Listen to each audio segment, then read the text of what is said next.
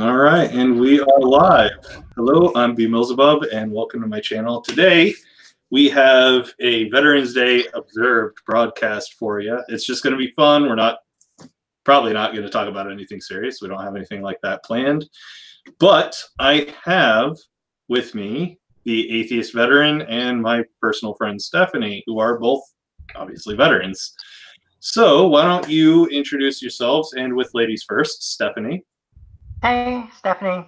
I don't know what to say. I've never broadcast before. Well, you've done it on you now. Your channel, I'll say I'm an anti-theist. Leave it at that for now.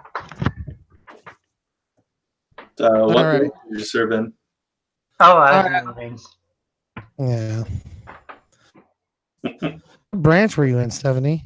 The Marines. Marines. I already know what you did, but do you want to tell the people? Who, me? Oh, Steph. What's that? Oh, my bad. Do you want to tell the people what you used to do in the Marine Corps? I was a cook. So she was the one poisoning people. No, I was made aware when other people were poisoning people. If somebody comes up behind you while you're cooking and like comes up to your shoulder and says, "Don't eat the sweet and sour pork. Don't eat the sweet and sour pork." There was a time they gave, I think it was 1,500 people food poisoning because of that. Oh, That soap in it. Nice. Don't fuck with the cooks, we always say. We had one guy that used to make, he used to add his own special ingredient to the sausage gravy every morning. I'm a little afraid to ask what his special ingredient was, but I think I know. His own gravy. Oh, man. Delicious. It's probably better than anything the military would give you. Oh, fuck. Thick cream of dude.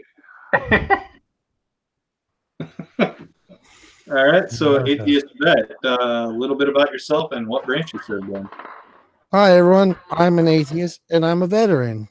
Anyway, I was in the Army. I was a chemical operations specialist. I was the guy that handed out the ProMass, the chemical suits, the JS list, all that stuff. I did a little bit of everything while I was in the military. I was a schools NCO. I was working in the S3 shop, doing everything, tactical operations command. Deployed twice to Iraq, deployed once to Kuwait, which really doesn't count. Yeah, happy Veterans Day, everybody. Right on, man. So I think everybody knows at least a little bit about me. My real name's Ben, but you all probably know me as B. Millsabub. You know, I mean, yeah, titular channel name. I'm an idiot. But yeah, I served in the Air Force. I was a cop, so I was that douchebag that everybody hated. Yeah.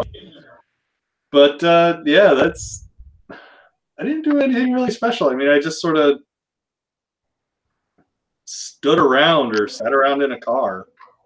And it's nothing really special. It's really fucking boring. Kids, if you go into the military, don't be a cop. It's boring. You'll hate your life. Do literally anything else. Especially if you qualify for anything better on the ASVAB. Don't be a cop. I wouldn't recommend infantry either. Oh, definitely. I wouldn't recommend my job either, but I don't think anyone really recommends their job. Well, cook was okay, but there are no longer cooks in the Marine Corps, so they phased out all those jobs. They don't have any chemical guys in there either. At least that's what my brother-in-law says. He's a Marines. He said that he gets his chemical gear from like civilians. So it seems awesome. The Marine Corps went that way a lot. Like they just kind of like downsized to just bullet stoppers, and that's it. Yeah, pretty much. Yeah, there's a joke for that. Meat sponge. Yeah. Or bullet sponge, whatever. Gotta love it. Yep. Steve, Steve, what the fuck do you mean you enlisted people are so funny? Are you a goddamn officer? I'm actually friends with an officer. She's really cool. We play D&D together. Nice. Well, former officer, I guess, because she's a vet now. Yeah, it's probably the entire military has been privatized. Yeah, it's true. I mean, by the time I got out, they were pretty much moving everything to privatization. I'm surprised they still have my MOS.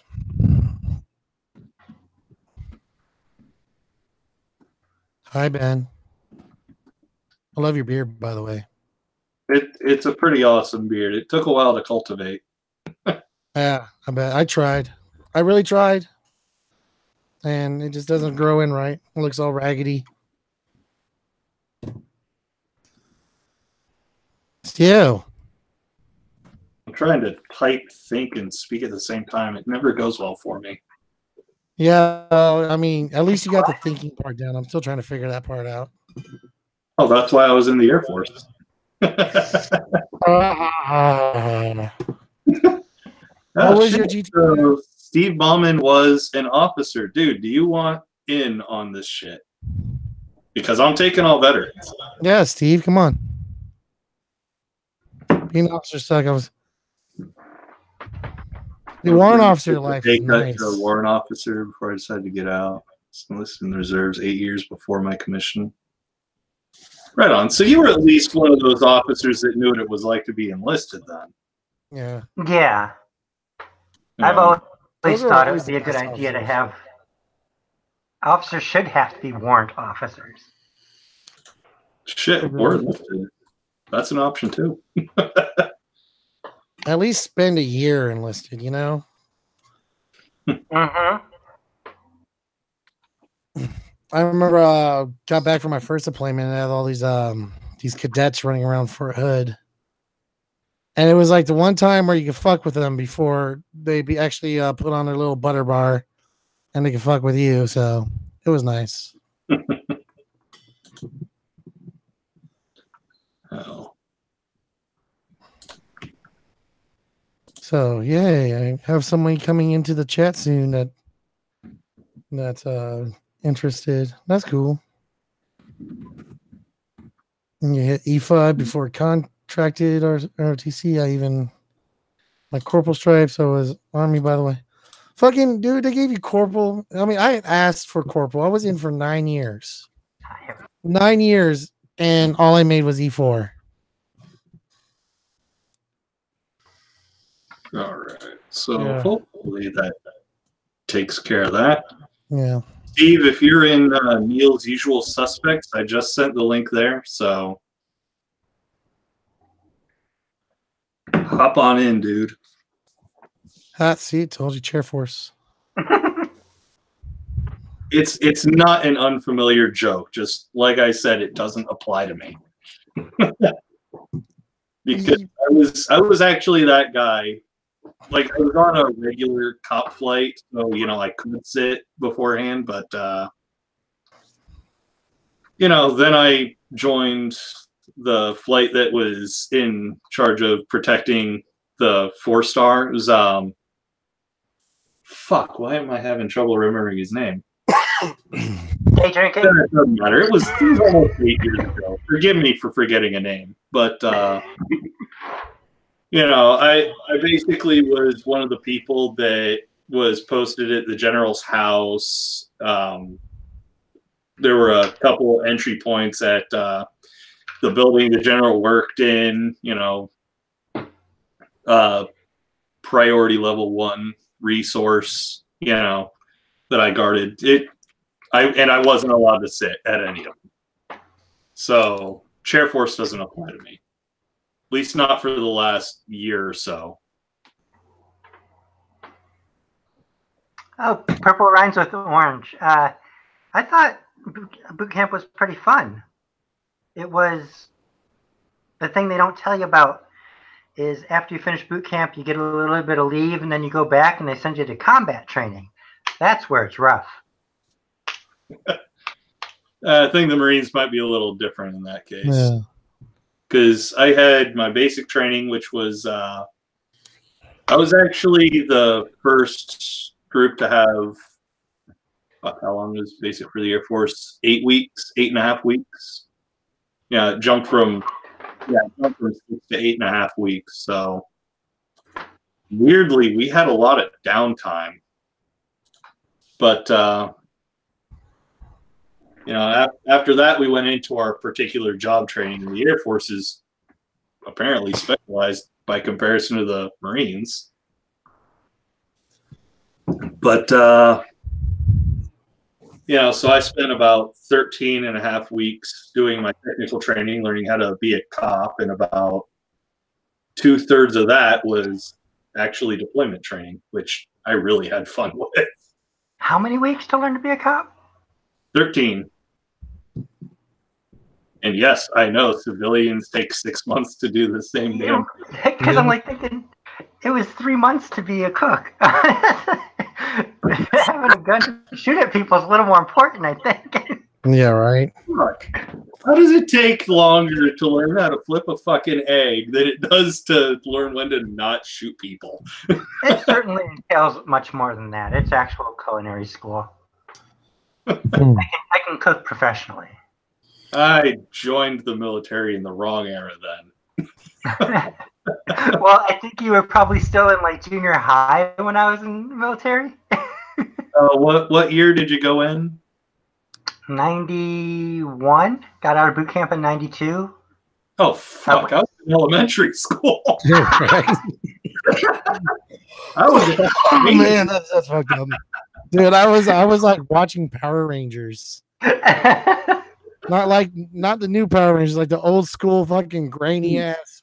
Mighty Morphin, hell yeah. Yeah, Mighty Morphin.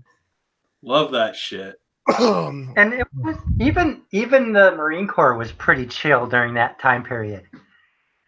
Well, I mean, a lot of people don't realize when you get into like actually leave basic training, get all your training done and stuff, it's actually kind of chill. I enjoy. Yeah, go ahead.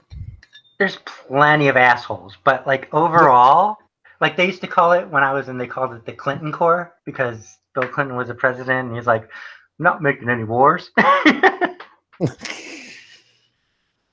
So, Steve says that he can't join in, so yeah, sorry about that. So that's not happening. Yeah. But yeah, thanks for at least trying, Steve. Yeah, yeah, Steve. If you're done driving by the time we're still going, or that's a weird way to say it. Yeah. I've seen Steve going by the time you're done driving. I've seen Steve in a few other chat rooms, and he's always a fun time. Yeah, he's been in a lot of Neil's broadcasts. That's mostly where I see him. Yeah, a few others. He's pretty much everywhere. He's like the omnipresent guy. Yeah, he's everywhere and nowhere. So he's like the imaginary friend of religious people. Yeah. So I guess I'll give my little boot camp breakdown or basic training breakdown for me. So when you join the Army, you go in and usually, and back when I joined, there's this thing called OSET, which meant once you were done with the basic training part, you stayed with your drill sergeants and you did your job portion, your job training right after that. So it was basic training and then straight into your job training with the same drill sergeants and everything. It was nuts. Fuck that. Yeah, it was 5 months long for everything from basic training to the day you graduated from your job training, which is called AIT. So that was fun. See, I would probably say that I'm kind of an outlier in that I actually liked and respected my he wasn't a drill sergeant, he was a military training instructor in the Air Force, but there was one point where I got sick in basic training and not a fucking clue what was wrong with me, but I ended up having to actually go to the hospital, and my MTI drove me there himself. So he got nothing but respect and instant obedience from me the rest of the time, because he'd proven himself to be a good guy, an actually good human being. So yeah, I gave him way more than, the basic respect you give a drill sergeant. Yeah. I my drill sergeants, Steve is talking about how it would suck to have, but once you got into, because it was broke down into phases, you had red phase, white, blue phase, white phase, black and gold phase. Once you got to black and gold phase, you still had the same drill sergeants, but they gave you a little bit more freedom for every phase. So once you were in black and gold phase, you were like getting like passes to go into town for the weekend and shit. So it wasn't like horrible. As long as you didn't screw up, you got your pass, you went on the weekend, and then you came back, you went to your job training. Your drill sergeants, their main job at the end of it was basically just to march you there and back. That's how it was. I enjoyed it. But a lot of people say when they get into the military, the thing that they miss the most is basic training. It's because it's all structured. You know what you're doing. You know exactly what you have to do. So, yeah, I totally met. And it was fun. You were just climbing over shit, shooting shit. It was a good time. Oh yeah, dude, I had so much fun with tech school. Yeah. The cal and the grenade launchers. I'm like, oh yeah, I get to blow shit up. This is fun. Well, the job training for us wasn't fun. It was just basically being Mop 4, Oh, fuck. Yeah, Mop 4 constantly. They actually, part of the job training for my MOS is to be in Mop 4 while we were in a contaminated area, which at Fort Leonard Wood, there's this huge building where you go into, you put on Mop 4, and they expose you to VX nerve agent. Oh, shit. Yeah, it's freaking nuts. But it was fun too at the same time. The worst I ever got exposed to was like the concentrated tear gas. Oh, you mean CS? Dude, I ran those. That was my job when I got out. It's like, hey, run the CS chamber. Okay, I would order the CS tablets, and we would go up to the middle of nowhere, set up a tent, and we would cook the little nerve agent. Oh, not nerve agent. The CS tablets, and we would get to pretty much fuck with all the people that came in. It was fun. Well, yeah, you're gonna fuck with them. You got fucked with. Now, being a cook, everybody wants to be your friend and get hooked up. Yeah. So the person that was running the gas chamber for us would give us one tablet. Yeah, there was those people that you reserved one tablet for, and there was those people where you just threw a handful in. Hell, see, I was actually smart when I was in, right? I made a couple friends that were in the medical squadron. So, like, if I ever drank way too, they wouldn't do this often, but if I drank way too hard, they'd be like, "Hey, come over to my dorm. I'll hook you up with an IV." Yeah, the IV hangover cure, #1 solution to it. Dude, so Shit, I'd just pass out at work. Well, that wasn't an option for me. I carried it and I guarded the general, so not an option. True. But I definitely drank way too much. I remember being a private, and like I've never drank before in my life. So my corporal invites me up to his barracks room to have poker night. And he's got this huge thing of Everclear and this huge thing of Jack Daniels. I know nothing about alcohol. So I knew nothing about alcohol. So I see them, double fisting beers and shit. I'm like, well, fuck this. I'm going to be a badass.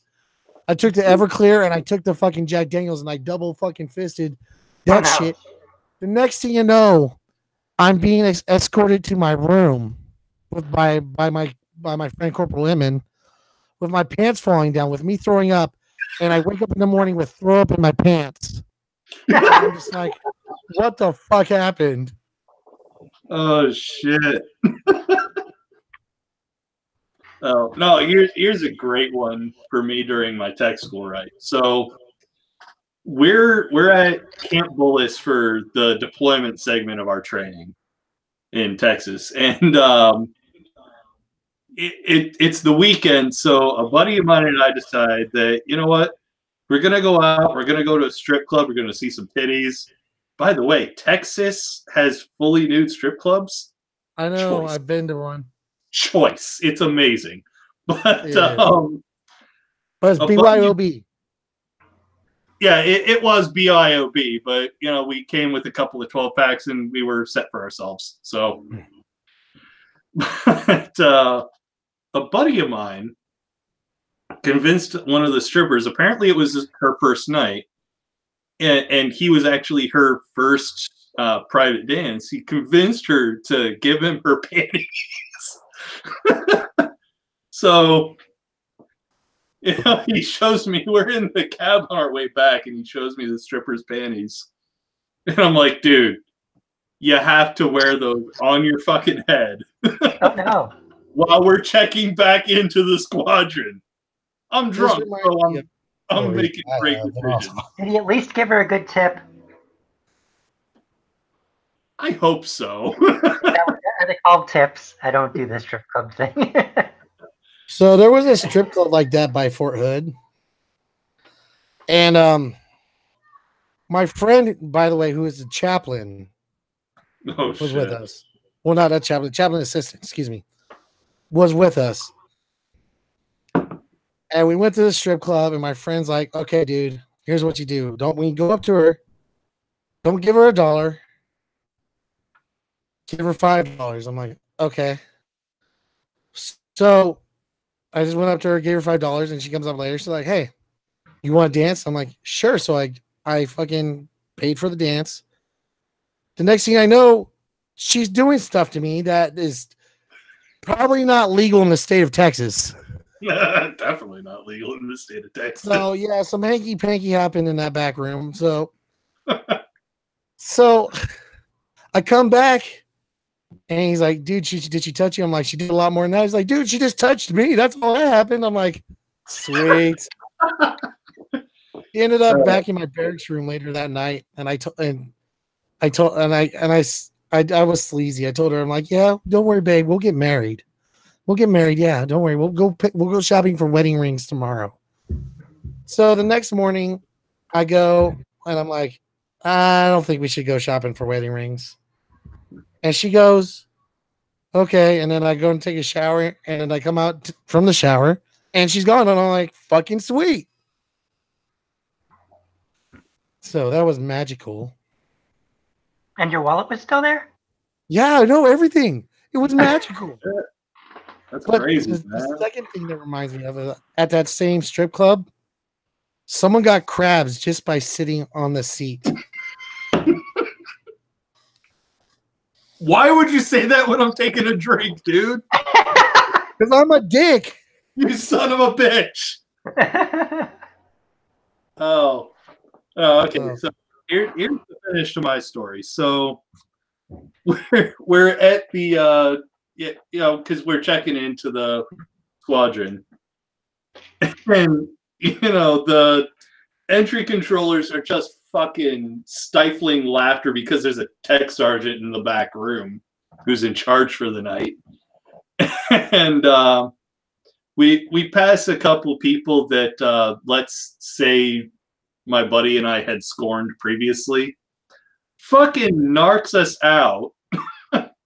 He's like, well, one of them's wearing panties on their head. Oh no. And so we have to turn right back around, get dressed down by the tech sergeant. We are drunk as fuck, by the way. Oh my god, it was a bad night. Oh. But fuck it, we had fun with it. Speaking of panties, I had this friend who was a sergeant, and his room was like on the second floor, and I was on the third floor. So one day I had to go talk to him, and because he wanted to hang out. So I knock on his door. He opens his door, and his whole ceiling is covered with just panties. Just whole ceiling. I'm like, dude, what the fuck? And he's like, dude, this is just panties that I just collected throughout my career from different girls. So I'm just like, how do you pass a room inspection ever? How does your first line supervisor come in here and say, looks fine to me? So I'm just like, he's like, hey, dude, I got this George Foreman grill. You want to cook burgers? I'm like, not in this fucking room. I'll tell you that much. No. I'm not eating anything that comes out of here. All right, Steph, you got any crazy stories for us? Not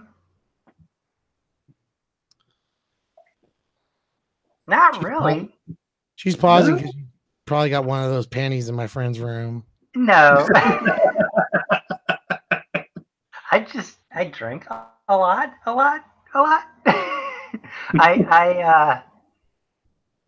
I single-handedly depleted an E-Club supply of tequila on more than one occasion. Ooh. Sounds like a good time. No, it was just so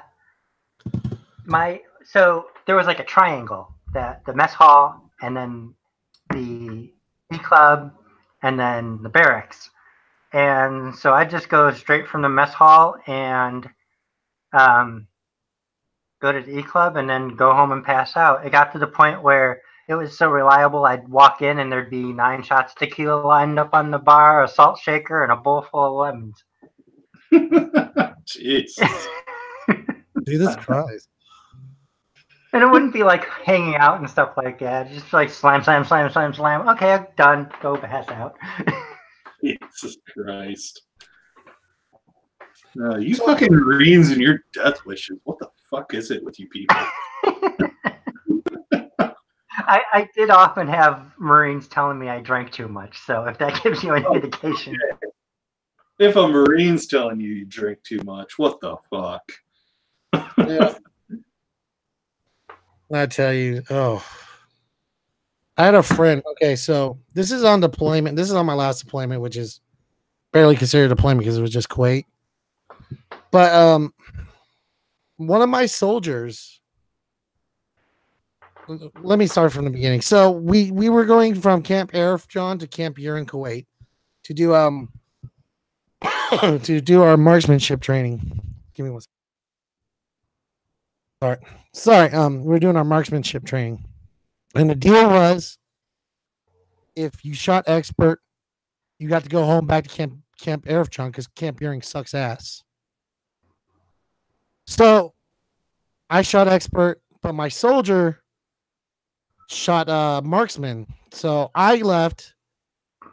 And the next thing I know, the next morning, I'm getting called up by my first sergeant. It's like, your soldier got drunk off of fucking cough medicine last night. Oh, shit. This is rough. So my platoon sergeant starts yelling at me, and he's like, how could you let this happen? I'm like, bitch, I was in a different part of Kuwait. I'm like, I leave him in your care for one night. And he's fucking drunk out of his mind on fucking cough syrup. Oh, I was not happy when he came back to Camp Arif John. You don't say.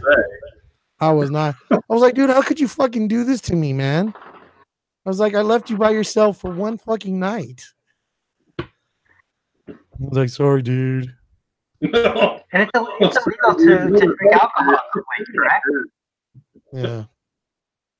It was nuts.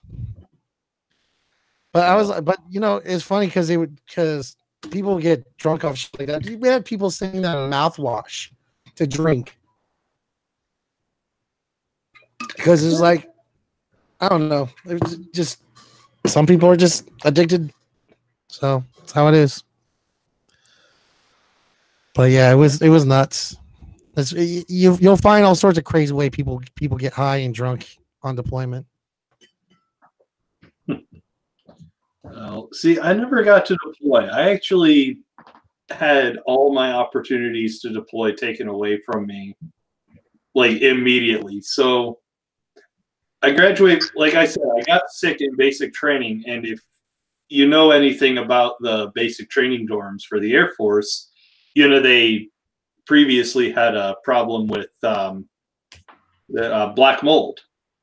Yeah. So I got sick. It was some kind of respiratory illness. So, I'm sick and I'm breathing in black mold spores this whole time. So without realizing it, because, I'm in basic, I don't have access to this kind of information. My lungs are getting more and more fucked. And I get to Germany, and about 3 months later, my orders for deployment to Balad, Iraq come down. And, the Air Force apparently, it was either the Air Force or just my base wanted to be thorough. So they sent a questionnaire out to all deploying airmen. And one of the questions was, do you have difficulty breathing doing simple tasks? Well, a simple task to me was the daily task of lugging my gear around. And I would be having trouble breathing just carrying gear around. It's a job that should have been no effort whatsoever. Yeah. So, like an idiot, I answered yes. I have trouble breathing doing simple tasks.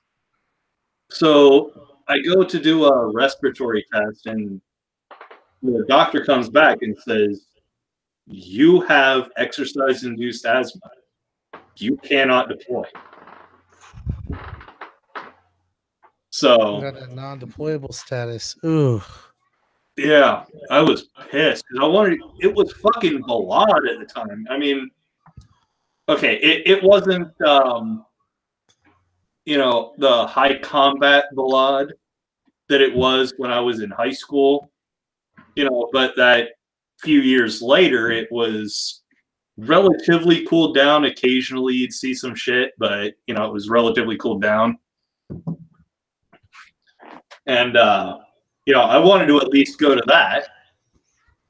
And a few months later, new orders came down that I was going to do flyover deployment. And I made an appointment with my doctor, and I'm like, is it okay if I do this flyover? And they're like, no. If you're going to be over an ocean and you have an asthma attack and die, that's bad for us. So you're not deploying, period. Yeah. So I missed out on my only opportunities to deploy. So I feel like I got screwed a little bit, and I actually got into a fight with some fuckwad on Twitter about that. He's like, anyone who didn't deploy is a coward who abused profile. Motherfucker. That's stupid. I definitely did not abuse profile. In fact, I'll say that there are some people that do that, but if you got asthma, yeah, sorry, I mean, you are suddenly a risk to the mission, and the only thing that matters in the military is the mission. Yeah, I mean, for example, someone abusing it would we had people in my old unit that would seem to always get pregnant right before deployment time. Always, see, every single time. Like my first unit, pregnant during deployment. Yeah, that too. Either pregnant during or pregnant right before. So yeah, that shit was annoying, but you can't ever call them out on it. Can't call out anybody on it. But there was like a example of someone that was like more your case, because I had a friend who we were about to deploy, but he had an epileptic. He had a seizure right before. Yeah. Not only should he not deploy, you don't want him to deploy. No. You're in the middle of a firefight. The guy next to you has a seizure. You're both fucked. Yeah. Well, I mean, shit. Even if you're not, even if your squad or whatever is able to hold their ground against an attack, Yeah. that's one less person in the fight, or two less people in the fight, because there's one dude having a fucking epileptic fit on the ground and another dude trying to contain them so they don't get shot. Well, not to mention your pull resources like the medic right. and, of course, the whoever's in charge of that operation is going to want to know what the fuck's going on. So everyone's attention is now going from the mission to helping this person out who shouldn't have been there in the first place. So if you didn't deploy and it's perfectly reasonable, I don't understand why people are so fucking butthurt about it. They're just mad because they're those dumbasses that are like, oh, well, I was in the infantry, so all you fucking pogues don't count. I hate that fucking phrase pogue. Because the one person, I was in a cavalry unit full of Cav Scouts and tankers and shit. The one person who got killed that I fucking knew of was a fucking cook. Sorry, I think a lot of that can also stem from PTSD as well. Like people had shit happen to them or saw friends die, and then they're like, well, if you didn't go and experience the same thing as me, then I got screwed over, and that's symptomatic of PTSD. Not to say that across the board that's the case, but there are a lot of actions that I see from vets and people who aren't vets that a lot of people are like, oh, you're just an asshole. And I'm like, that looks like PTSD to me. Because I actually got the diagnosis while I was still active duty. But they were like, oh, yeah, you've got PTSD. Get back to work. So I was like, okay, it's no big deal. And then years later, I'm like, oh, my entire life doesn't function. And oh, this is why? Okay. This is why I drink so much? Okay. So it wasn't until like about 5 years ago maybe even 4 years ago, that I was finally like, oh no, this is actually what PTS is happening in your life and what it's doing. So it's given me a little bit more compassion for other people that are either violent or aggressive or like politically disagree with me, and it's like well, maybe it's something that you're dealing with, and that's how you're dealing with it, and you just don't know any better, kind of thing. I also think it's kind of part of the culture.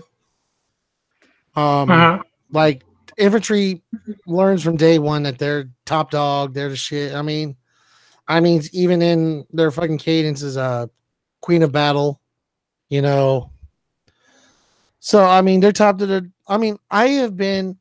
There was points in my career where I was in 6, 7, 8, 9 years, and some brand new guy just fresh out of basic training in AIT comes up to me and just like, well, you're a pogue, even though I got 2 combat deployments on him.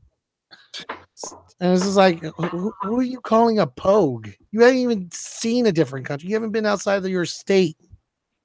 Shit. It was like it's the culture, and I'm sorry, but the Marines really do it the worst.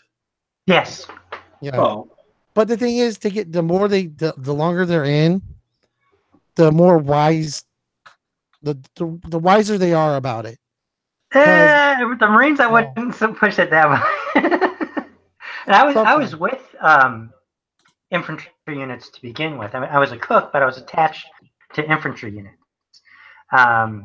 until I also became non-deployable as well. But that was like my last year that they finally made me non-deployable. Yeah. Well, I had when I was on leave from Iraq, because we take leave because we're there for like fucking anywhere from 12 to 15 months. So I was on leave from Iraq, and I was actually down here in Southern California. I was in Palm Springs, and I went to a bar, and there was a couple of Marines there, and they were brand new privates, and they just started talking shit because I was in the Army. It got to the point where they called their first line supervisor, who was an E5, and he came down to the bar to kick me out of the bar. I didn't say nothing. Serious?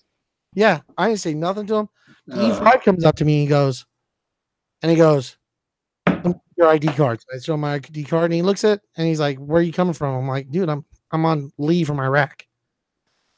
And um, he looks at his Marines, and he tells them to leave, and tells them, "How dare you talk to an E4 that way? And how dare you? Because he's on leave from Iraq. You guys just got here fucking from from boot camp." So yeah, hold on, my kids are talking to me. One sec. Oh, you're good. All right, never mind. I guess. Well, yeah, no, there's a lot of crazy shit because like I've never had like actual animosity between myself and another branch of the military. That's never happened to me. You know, for me, it's always been you're my brother or sister. You're a piece of shit because you're in the wrong branch, but I got your branch. I got your back because we're more or less family. It's just as long as you're being funny and just messing around. Yeah, I was like, why are you going to call your first line supervisor to try to get me kicked out of a bar? I didn't even say anything to you. But it was like, it's just showed me the difference between like a brand new private and someone who's been in it for a while, the sergeant. So, it's just the culture that they teach in basic and AIT, depending on what your job is. Everyone's job, they're the top shit. They're fucking, no one does a job that's as important as theirs. But in reality, everyone, the military needs everyone's job to do anything. You need cooks. I mean, if you don't have a cook, you're not eating. If you don't have military police, your base isn't secure. If you don't have civil engineering, you don't have water. You need your paper pushers just as much as you need your trigger pullers. Yeah, if you don't have finance, you're not getting paid. So, so every job is somehow critical, and I do mean critical to the mission. Yeah. So the idea that, pogues are somehow worth less than infantrymen is just ridiculous to me. But after I got to Germany, I knew to keep my head down for at least 6 months and not say shit. Your sergeants will love you if you never, or your supervisors will love you if you never make them do paperwork. That was that was my number one philosophy. Don't make my supervisors do paperwork, and I'd be good. See, my first supervisor never had to do any paperwork on me, but the son of a bitch hated me anyway. Yes. all because I waited an extra 3 days before I got a haircut. I had one supervisor tell me, it was like, well, if I saw you in church more, maybe you might get promoted. Oh, no. Oh, no, that's very illegal. Yeah. But he was very illegal. He was a decent guy, so I was just like, whatever. But it just, and I guess I'm getting off topic here. But like, there was many times as an atheist in the military that I felt that I was not welcome. If that makes any sense. Well, I mean, here's the thing. Most of my time I spent with like lower enlisted people, so the really odd airman basic, which is just E1, regular airman first class, which I was, and a few senior airmen. Yeah, I don't think any of them actively went to church. Some of them might have been believers, but they never made it readily apparent. So I never came across any shit like that. But, after I got out, I saw like a couple instances of the Air Force, ironically, going religiously crazy. Like at least when it came to leadership. Well, I mean, I got a couple of examples of religion being pushed when I was in there. So in basic training, they were telling us about this free day away that we were supposed to get. We're supposed to get a free day away from basic training. What they didn't tell us was that it was supposed to be a religious sermon that we were going to, and we found out on the bus. And so there was a few people protesting and saying, "I don't want to go to be preached at." And they were like, "Well, you either get off the bus and clean the barracks, or be on here, get some hot dogs, and eat some food, and go to a church sermon." Wow. That was and yeah. There I'll was be another right time. back. I'm going to take a quick piss. I'll be back in a second. I don't know. Yeah, when I was in boot camp, it was so the first few weeks they were just like Sunday morning, everybody goes to church. They didn't tell us you didn't have to go. So like the first, I don't know, probably 3 weeks, I went to church, and then all of a sudden I see a couple people that weren't lining up to go, and I was like, what's the deal there? And like, you don't have to go. You can stay here and just, read the paper or whatever. And I was like, okay. Yeah. I had this. We had that too, where like every Sunday people would go to church and stuff.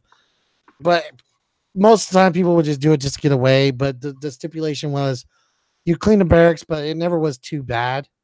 You would clean the barracks and then you would just like do whatever.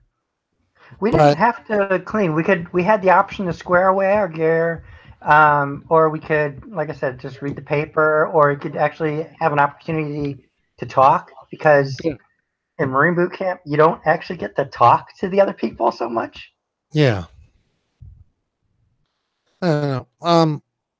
I found the militaries, there would be like there'd be times where they'd be trying to kind of shoehorn religion in there. There was a few times where I had been preached to by my supervisors or whatever, being told. I remember my first rec march at my actual unit, and this guy, his name was Sergeant Sims. He comes down, he picks a rock off the ground that kind of looks like a seashell. He's like, you know why that's a seashell? Because the whole world was underwater at one point. I was like, you're fucking crazy.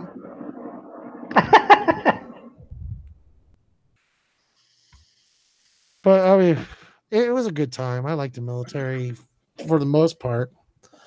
The military was fun. It was good to meet new people and from different walks of life.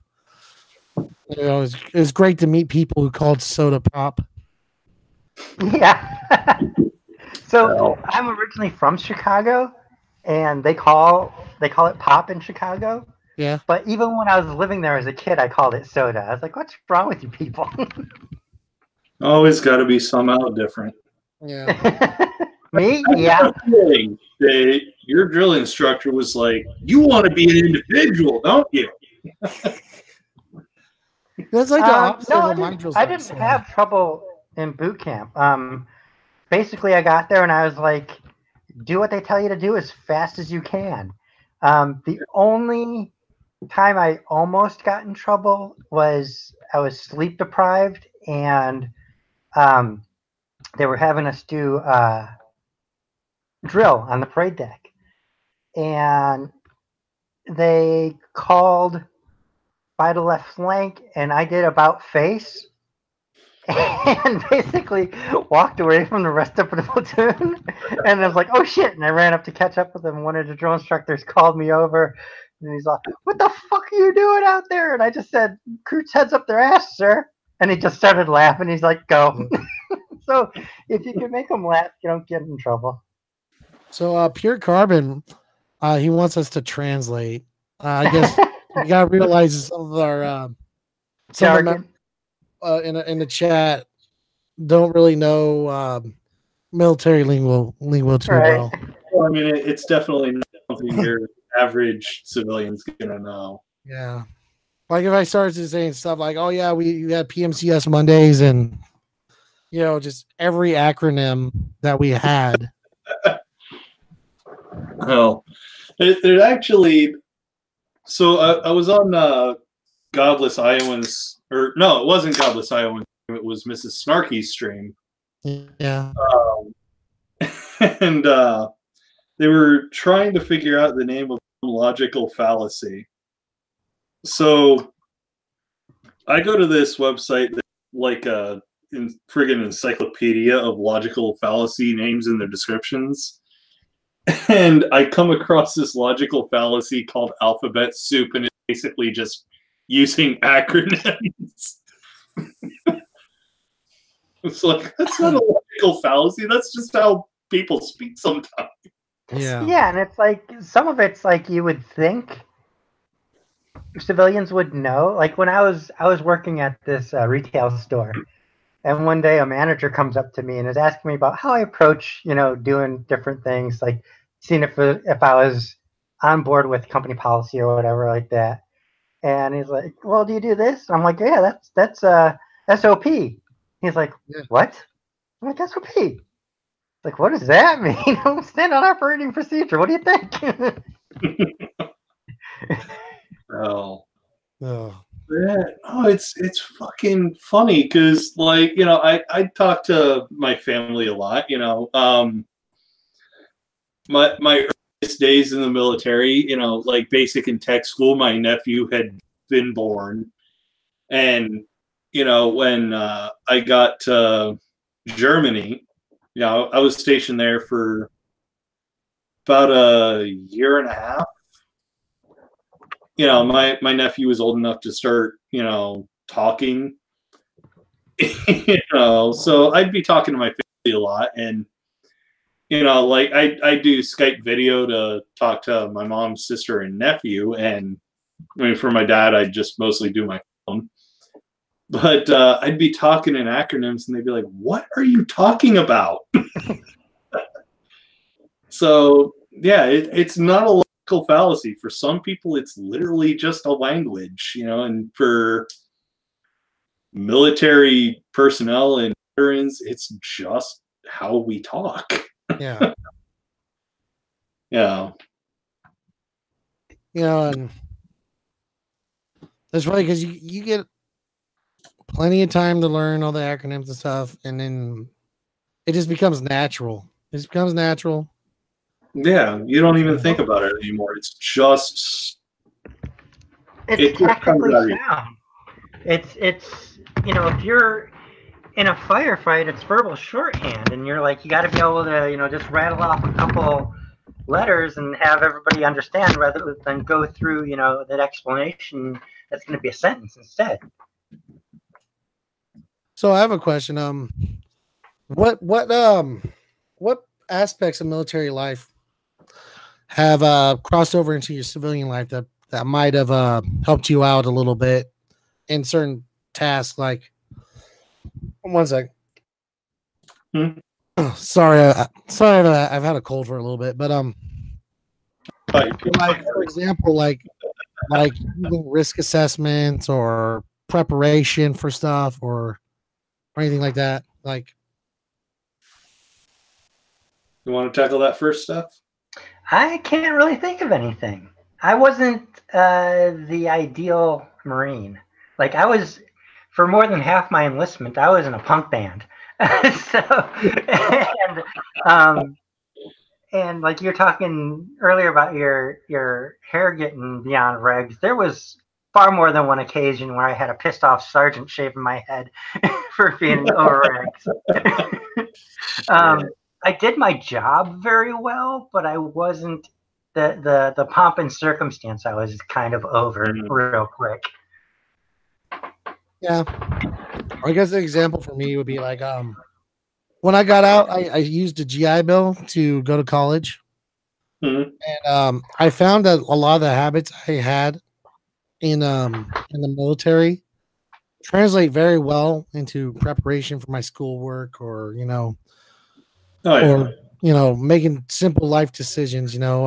Risk assessments being one is like, is this really worth what I'm about to do? What can I do to mitigate whatever risk of failure or whatever? Like I'm always 15 minutes prior to going to school. That's just my thing now. Yeah. You know, it's just Well, weird. shit. Even my haircut is a holdover from the military. I've been out for 7-8 years now. Yeah, So it's a good looking haircut, by the way. I like it. It took me years to find a barber that I like since leaving the military, but Yeah, finally fucking found one. But like, see, the problem is there's not really a whole lot of translation for jobs that I could have now as a civilian that I would have in the Air Force. I mean, my difficulty breathing kind of keeps me from doing anything in the wheelhouse of what I did in the Air Force. So more or less active security is out of the question. But like when it comes to threat assessment, yeah, I guess that can kind of work. So there's not really any threats where I live in Ohio. yeah, I know, But like the 15 minutes prior, and there was another joke since I was a cop. There was, instead of 15 minutes prior, it was 15 minutes to 15 minutes prior. yeah, But yeah, I really don't have a lot that translates to civilian life. That a lot of it kind of leaves me feeling alienated. yeah. I mean, there's not a lot to translate as job wise for me. I mean, I've tried Del Taco one time, worked at a Del Taco for one day. That didn't work out. I a lot of stuff that I picked up in the military, and I think a lot of it too was the undiagnosed uninformed of what PTSD was. It negatively affected me in the workforce, like the stringent attention to detail and stuff like that. They didn't want stuff to be perfect. They just wanted it to be done quick, and I was like, not perfect is wrong. Yeah, it definitely kind of beat that idea into my head too. If it's not done right, it's not done. Yeah. Part of that was from my dad. I like growing up as a kid. I used to watch. You might know this one. The New Yankee Workshop with Norm Abram for This Old House. And there was a thing that Norm Abram would say every time before he used his bandsaw or his table saw is measure twice, cut once, and my dad sort of beat that into me too. If it's not done right, it's not done. Yeah, my father was like that as well. He was a Korean War vet, and he wasn't like the super hardcore military father, but there were a lot of holdovers in behavior that he instructed. Yeah. Yeah. I think it's just, and when you get to civilian world, everything's just, everybody wants everything now. And don't get me wrong, in the military, there's still, you gotta get stuff done fast, but they'll accept it a lot better if it's done right, rather than if you produce something that's not right fast. Like there's the sense of urgency, but there's so much hurry up and wait in the military. Yeah. Yeah. And times I must have spent half my career just sitting waiting. Yeah. I probably spent significantly north of half sitting and waiting, but I was a cop, so there was nothing really to do. But the thing I got from the military definitely seemed to be the whole measure twice, cut once mantra. The get it done right the first time. If it's not done. I did have this this NCO. I think he was, I want to say E7, but So he was put in charge of some cooks because he had previously had been an MP as well, and he ended up having to shoot a Marine on a call, and wasn't able to deal with what that brought, so he had to leave that job. And they were like, "Well, where do we put you? We can't put you someplace with the gun. Okay, we'll put you in charge of some cooks." He didn't know how to cook, but he was in charge of us. And there was this one day in particular that was hilarious. It was during the middle of the lunch rush, and we had a pasta bar. And it was getting heavy business that day. And the kid was already cooking, had spaghetti going, and this guy comes storming him back, and he was one of those always pissed off type people. And he comes screaming at this kid. He's like, "Where the fuck is that goddamn pasta? Get that fucking pasta on the line! Hurry up, hurry up!"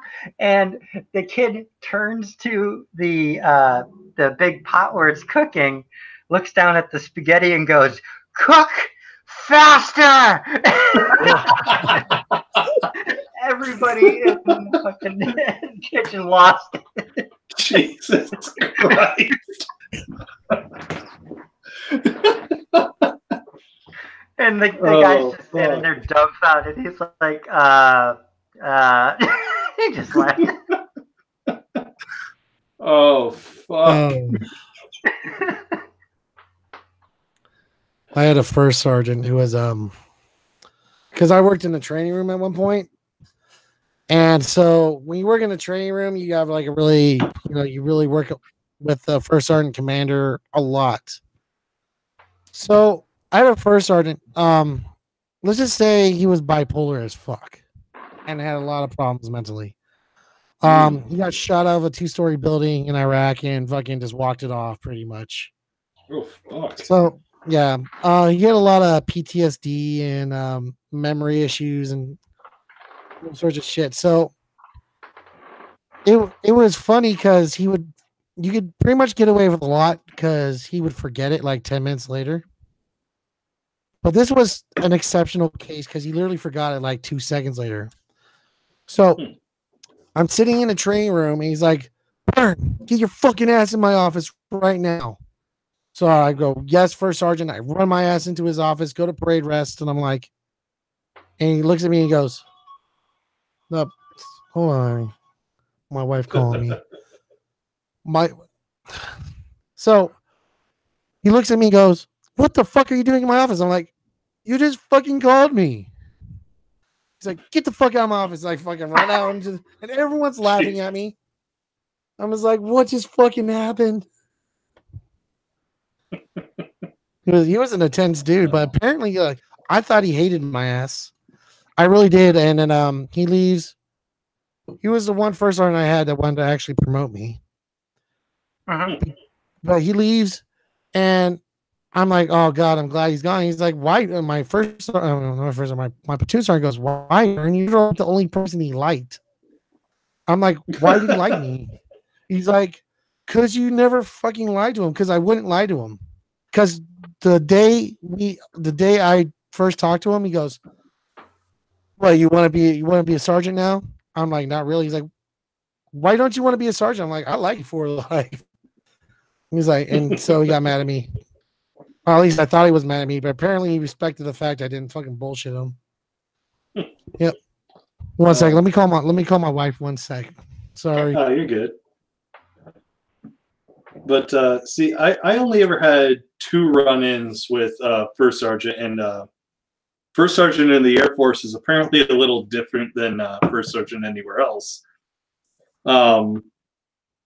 First sergeant was basically in charge of a squadron. So where I was stationed in Germany, the 86th Security Forces Squadron had one first sergeant, and they were more or less in charge of dealing with like disciplinary issues, that kind of thing.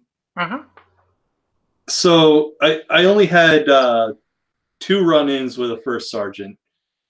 The first was with my actual first sergeant, and I was actually just meeting the guy, because I had just arrived on station. And you know, my first sergeant was one of those people who's like, I want to meet all my new troops.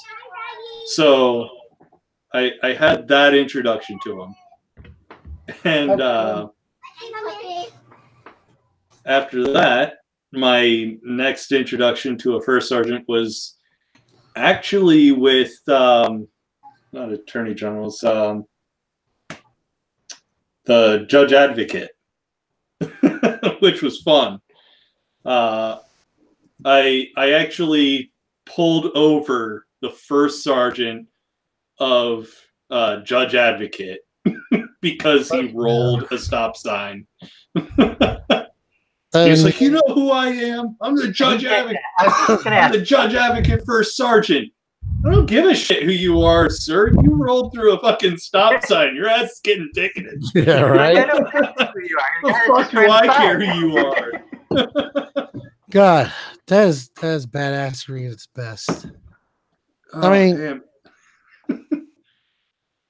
I know. Well, I mean, if you're me at this point, you know, I got put on the patrol duty for okay, so for the squadron I was part of, we had one patrol, and basically their whole job was to go around to all of the different general guard stations and be like, do you have to piss? Are you hungry? You know, basically bitch work. Yeah. You know, so I got lucky and I actually got to sit down in a patrol car one day. And, you know, me and my buddy, you know, we both lucked into getting set there. We get bored, so we're sitting outside of oh shit. I don't remember what it's called in the military, but it's the grocery store.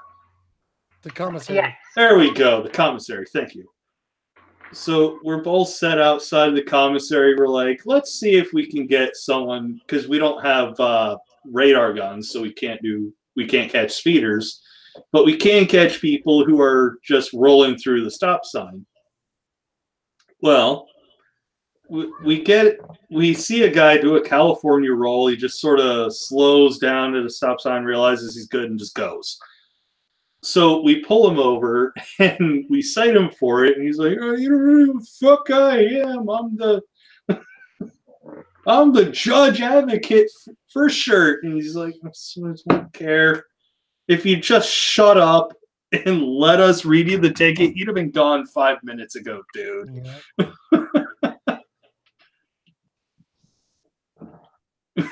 Yeah, so, oh my god, it was so funny. And literally all he had to do, because I mean he was the shirt, so all he would have had to do is take it to like his deputy commander or his commander and be like, okay, you're good. Don't worry about it, man. No, he had to put up a fucking fight. It's like, why? Why do you do this? You're challenging his undying authority. It was more about, it was more about, you know, he was trying to do a dick measuring contest with you, you know? That's all it was. Well, that's all at the moment mine was bigger. Yeah, there you go. Dude, but I've had fucking... You know who's actually worse than that shirt, that first sergeant? Spouses. Oh, fucking spouses. Fuck spouses. Fuck them. Do you know who my husband is? No. Why the fuck should I know who your husband is? we had a sergeant major whose wife would come in and get mad if you didn't call it her. And they're like, you're not a sergeant major, so no, you don't get, you know, no one calls it for you. And she fucking would flip. So, but it's funny, you know who else hates spouses? Those spouses hate them. This is why everybody you hates spouses. First sergeants and sergeant majors working at work well after everyone else has been released, because they don't want to go home. I had one first sergeant that would never fucking leave. And I'd be sitting in my barracks room and his car would be parked down in the parking lot. I'm like, just fucking go home, dude. just fucking going, please. And then he would come by my room and like, Burn, I need you. I'm like, motherfucker. He's like, can I at least go down with my civilians? No, you gotta get dressed. I'm like, motherfucker. Oh.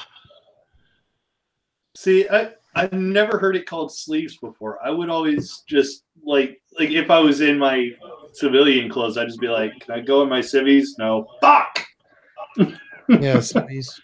Because then I'd have to fucking shave, and that shit annoyed me. Oh, the army was okay with that like the first 2 years I was in. But after that, they said, okay, no matter where you go, if you're in civvies or if you're not in civvies, you got to be clean shaved. I was like, oh, fuck that. No. I was like, I mean, if I shave my head bald, how would you know if I'm in the military? I could just be some dude with a bald head. But you know, it was just getting ridiculous at that point. You couldn't wear like anything showing your arms. You gotta fucking wear sleeve shirts all the time. Oh, fuck that. It was There was enough of that shit for me in my technical training to be a cop, you know. yeah. There was actually a rule you couldn't wear sleeveless shirts. Well, there was one day I actually completely forgot about this rule. So I come back to squadron wearing a sleeveless shirt. Yeah. And it's just my luck that the NCO who was left in charge for, you know, that few hours or whatever, Yeah. happened to be out at the entry control point, the squadron, when I walked back in. He's like, hey, you know that you're not supposed to be wearing sleeveless shirts, right? Oh, shit. I knew I was about to eat it, too. You know, so let me demonstrate what I had to do, and I'm gonna actually roll up my sleeves to give the full effect, because it was a sleeveless shirt after all. Ooh la la. I know, baby. He made me stand at the entry control point. Do you want tickets to the gun show? And he made me say that to literally everyone that walked in the door. I guess it could be worse. And at one point, a staff sergeant walked in wearing his fucking uniform. And I had to go up to him, sleeveless shirt and everything. Do you want tickets to the gun show? And he's just like, what the fuck is wrong with you? And I'm like, it was either a staff or a technical sergeant told me to do this to everyone that came through. It was so fucking humiliating. You want to talk about fucking stupid rules, though? Military stupid rules? I don't know. Before you jump into that story, I will say that I never wore my sleeveless shirt again. But I don't know if this is, it's a question for you guys, because the Army has this rule. Does the Air Force and the Marine have it too? You are legally not allowed to have sex in any other position than the missionary position. No, that is actually in the Uniform Code of Military Justice. You cannot. Yeah. Now, you have to be caught in the act. Yeah. You know, so if you want to fuck another dude, I guess find a way to have him put his legs up, or I don't know. But I never heard that, because no, sodomy. No, I'm serious. It's legit. I don't remember where it is, but if you are going to get down and dirty, you have to do it in the missionary style. I'm not sure if that's still totally unenforced. No, it's in there. It's just, unless they've modified the UCMJ or reformed it, whatever, since I left. But when I was in, you couldn't have sex in any position other than missionary, because the actual law said sodomy, which is anything other than missionary. You know, so if you wanted to do doggy style, great. Just make sure no one walks in on you. I've seen it enforced once enforced. Yeah, it's And I think it's wrong to, try to enforce any kind of law on someone's sex life. Let them fucking have sex.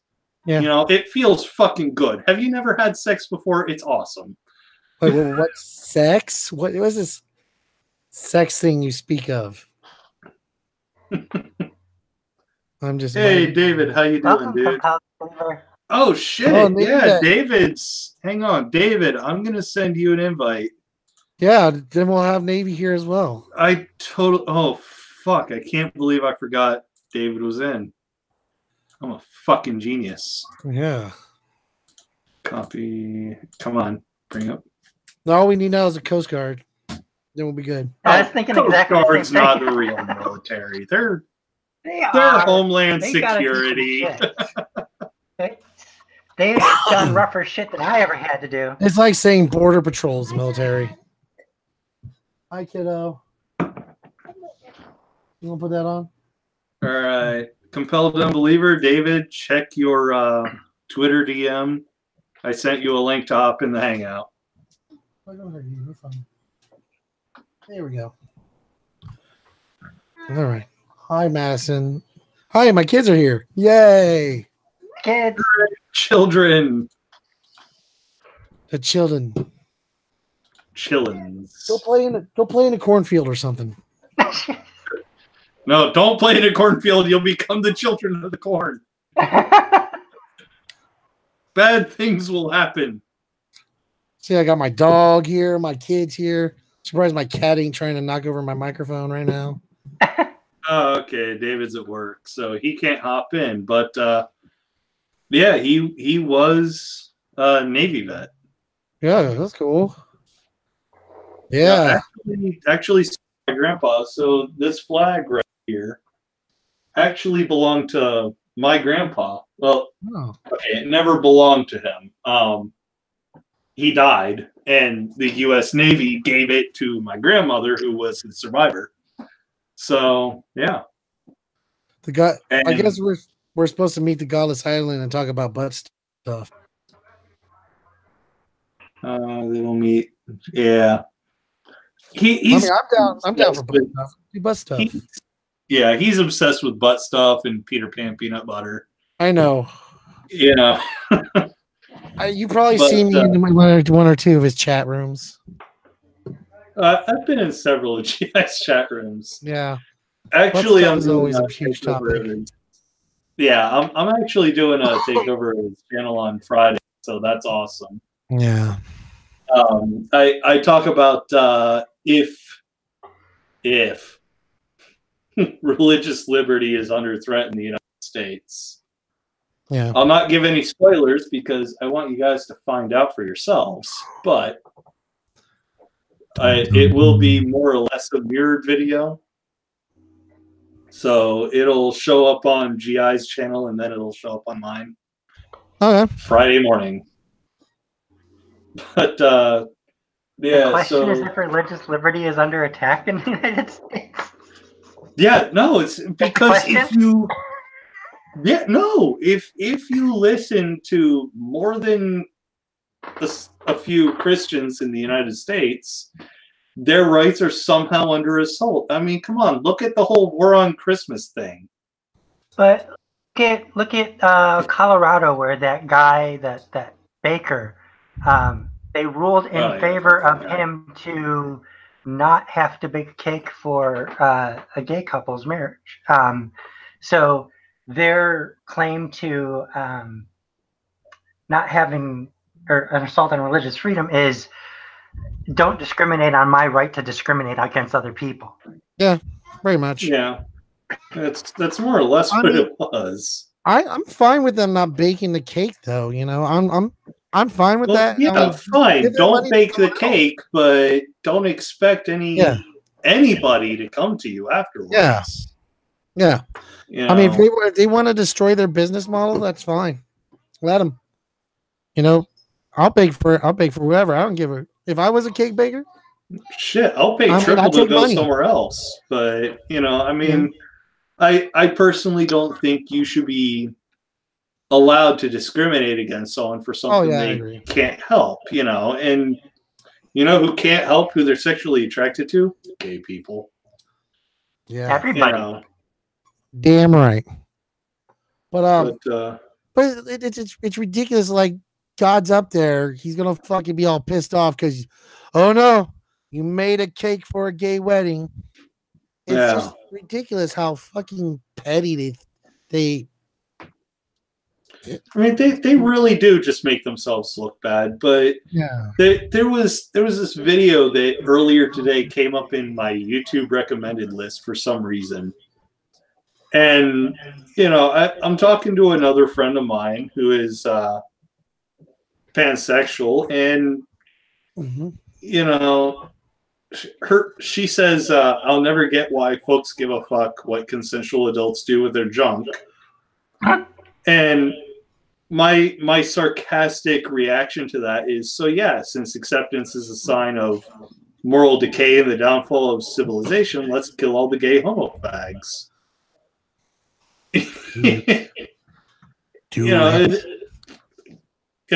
I mean, obviously for anyone watching and anyone in this chat room, I don't obviously mean it because, you know, yes, he does. some of my favorite people that I know fall into all of those categories. You know. No. Well, it's just everything from cake baking to like standing for the flag. It's all fucking just doesn't mean shit to anyone. Stand for the flag, don't stand for the flag. I don't give a fuck. I just hate that they use people 9 times out of 10. It's a political football is what it is. Yeah.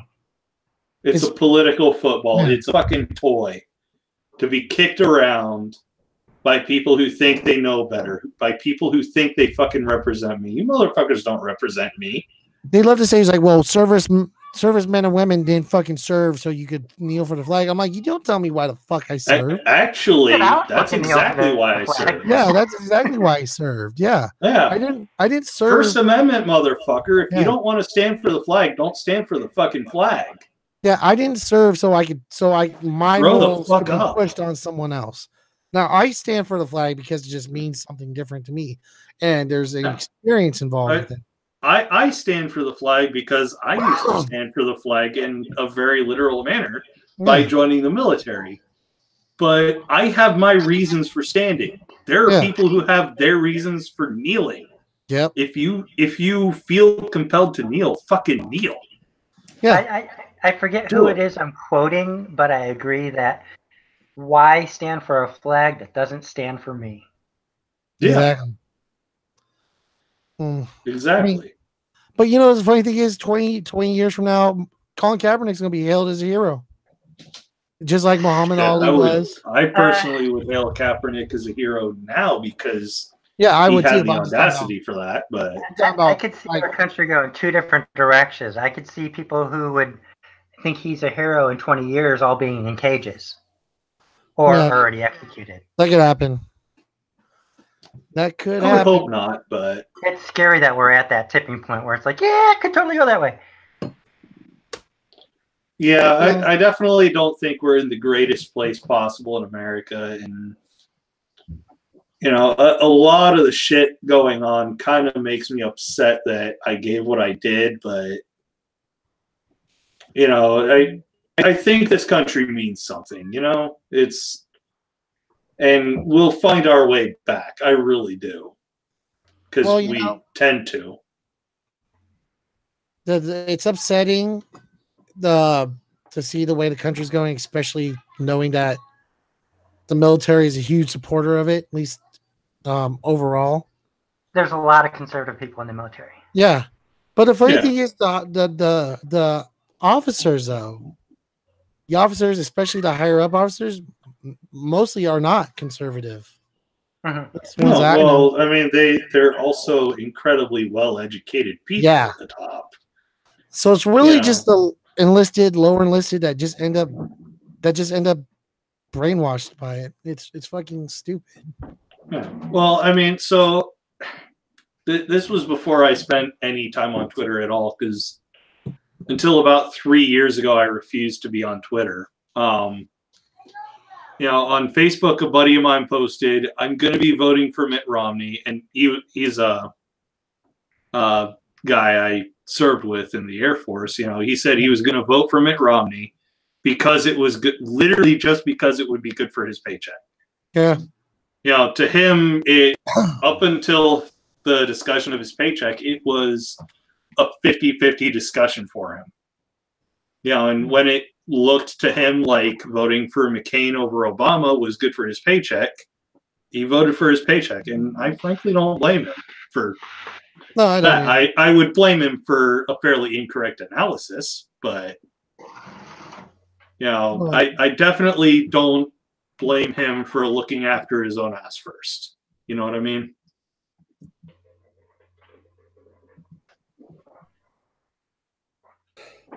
I agree with that. At least it's more than just voting for a team. That's what a lot of people see. Yeah. It's a lot of it. It doesn't matter what their candidate does or says, as long as they have that R or that D next to their name. That's who they're voting for. Yeah. And okay, so prior to this last election, I actually was I voted Republican, but I was, actually a libertarian at the time. So I would tend to vote for the person with the R next to their name. But, after Trump put him, actually got onto the ballot, I was like, I can't be here anymore. I can't do it anymore. Yeah. Because the fucking Republican Party had turned so far away from me in such a short amount of time. I went into the, in 2015, I went into the 2016 field so enthusiastic. Who do the Republicans have for me? Which underdog am I going to go for? Because let's face it, establishment Republicans fucking hate people like me. And I'm looking at the field, and my now former governor John Kasich was the best shot, and I'm like, he has no chance whatsoever. Yeah. Versus Trump and literally everyone else in the field who is pulling above him. No, as much as I kind of have a big problem with Kasich because I have teachers in my family, and Kasich was not exactly what you would call pro-education. At least not when it came to teachers specifically. Yeah. So I looked at the Democratic side, and I'm like, well, Hillary's a bag of shit because she's corrupt as fuck. She really is. She's gonna run again too. That's the worst part. Yeah, she's saying she will. And I'm hoping like hell she doesn't. Yeah, because she was a bad candidate this time around. She was a bad candidate when she ran against Obama. She'll be a bad candidate in 2020, especially against Trump, the guy who already fucking beat her. And there are other people. I'm using the term beat her really loosely because Trump lost to her by 3 million votes in the popular vote. Yeah. But the popular vote doesn't matter anymore. It's just the Electoral College. Yeah, we do not live in a representative government. No, we definitely. I will definitely say we don't live in a representative democracy anymore. But then I looked at Bernie Sanders, the guy who, by every estimation, was an underdog, stood no chance, gave Hillary a fucking run for her money. Yeah. And actually is so far in the 14 years I've been voting, the only political candidate I've given my personal money to. Yeah. The only one. Bernie Sanders, he was pulling like 20 points above Trump too. He was. Yeah. He would have. Hashtag Bernie would have won. Yeah, Bernie would have won. Nobody wanted Hillary at all. It was literally the embodiment of that episode of South Park where they're voting between a douche and a turd sandwich. Yeah. It was like I was so much of one of those Bernie people, and I'll admit that part of my disdain for Hillary came from all the propaganda I'd heard, but there obviously was some truth to that, because I absolutely saw her as corrupt, because she took how many hundreds of thousands or millions of dollars from private interests, and every penny that Bernie Sanders took and actually accepted during his candidacy came from people like us. Yeah. I absolutely had a huge problem with Hillary by comparison to Bernie Sanders, but when it came down to the general election, I held my nose, I stifled the desire to vomit, and I voted for Hillary over Trump. Yeah, me too. Me too. It wasn't an ideal situation, but I couldn't see how I could vote for Donald Trump, especially after all the Hollywood, the Access Hollywood tapes came out. Uh-huh. I mean, how could I look my wife in the face and be like, "Yeah, I voted for the guy who would probably sexually assault you"? Grab him by the pussy. And he's also. I just kiss him. I don't wait for permission. When you're a star, you can do whatever you want. He's also on tape saying that when he was running different beauty pageants, including Miss minors, he would walk in. So he would walk in on underage girls in various stage of undress. Yeah, that's And people are worried about trans people walking into a bathroom to pee. But people are stunned when all these fucking conspiracies and fucking all this fucking shit comes out about him. It was like, well, of course fucking Donald Trump was paying off his mistresses. I mean, I'm surprised people were surprised about it. I'm like, of course he did. Well, I remember when I was a kid, talking about fucking, like, I wasn't intelligent enough at the time because, I was in 4th grade, but fucking Bill Clinton was indicted for getting a blowjob. Fuck off. Yeah, I know, right? Of course, that shit. Yeah, Trump walks in on 15, 16-year-old girls in a beauty pageant. Not a fucking peep from exactly those same people. Newt Gingrich being one. It's so hypocritical. It's just all the shit that they fucking blasted Bill Clinton for, they refuse to say anything about on Donald Trump. They go out of their way to defend Donald Trump. Yeah. And I'm not saying Bill Clinton was like spotless or, he was fucking he's not. He's the jackass that got rid of Glass-Steagall. Yeah. I'll tell you, the country was chill when he was president. Yeah. Oh, yeah. It was chill, but it became more of a corporate kleptocracy under Clinton. Yeah. And that's part of why I can't stand Bill Clinton, is because he got rid of Glass-Steagall. Got rid of a lot of important banking regulations that kept people like us safe. There's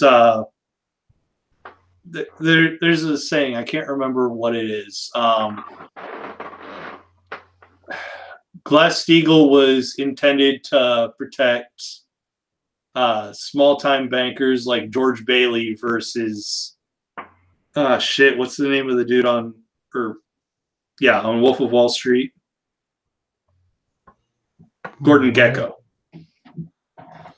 Glass-Steagall protected George Bailey while, restricting Gordon Gekko, so you couldn't gamble people's money. Yeah. And because Glass-Steagall was revoked, my money that's in the bank can now be gambled on Wall Street. And that's just wrong to me. Yeah. The trick around that system is not to have enough money to be gambled. Yeah, well, I'm succeeding in that effort pretty successfully. I do not have a great amount of money to be gambled. But all the same, what money I do have should not be gambleable. It shouldn't, you shouldn't be able to put it on the table. You know what I mean? Yeah. But now we have casino capitalism. And when I say, but now we have casino capitalism, I mean, we've had casino capitalism for almost my entire lifetime. Hey, I got to go move my car real quick. I'll be out for a little bit, but I'll be back. All right. All right. So, B, how are things going with you? You have a good day? I'm having a pretty good day, actually. I'm actually still waiting on a test to come back from the VA. I did a sleep study recently to see if I have sleep apnea.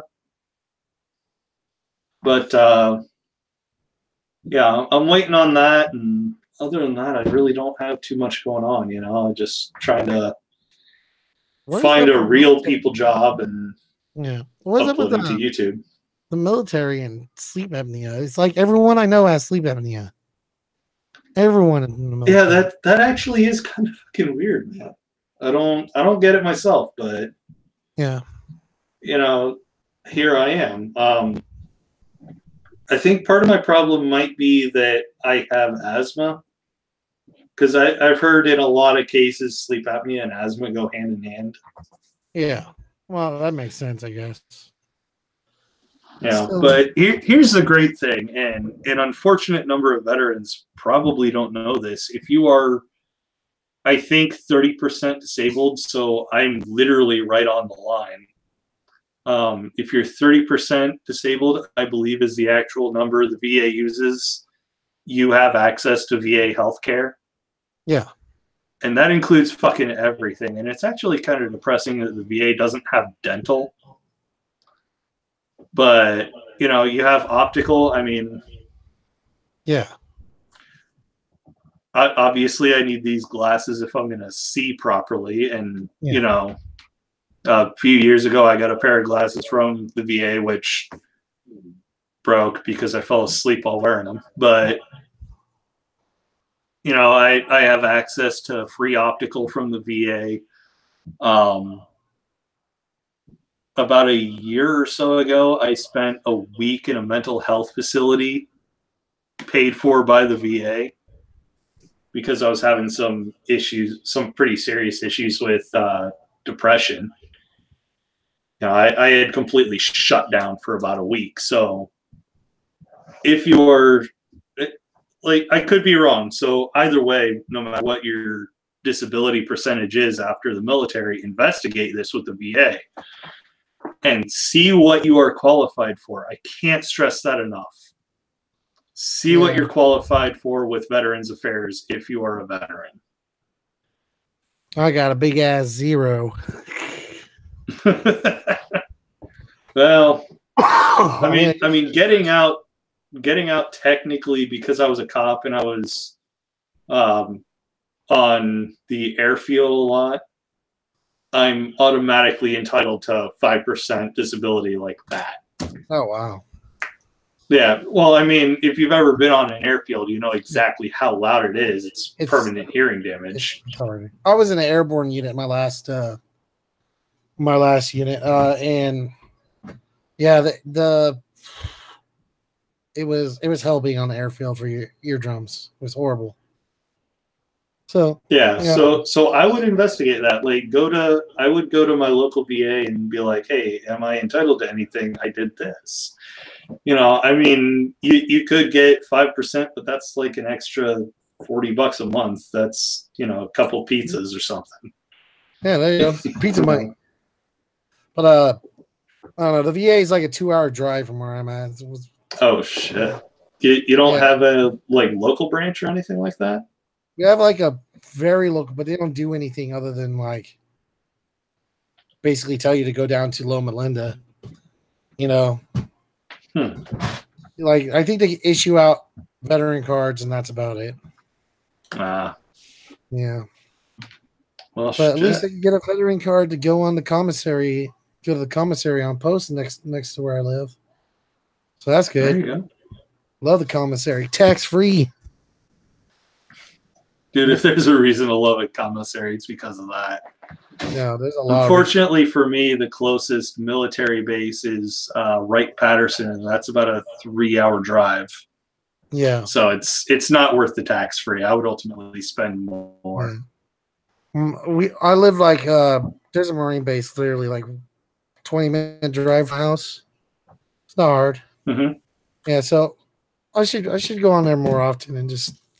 I mean, it's just nice because especially when you live like a dinky little desert town, the military bases get a lot more.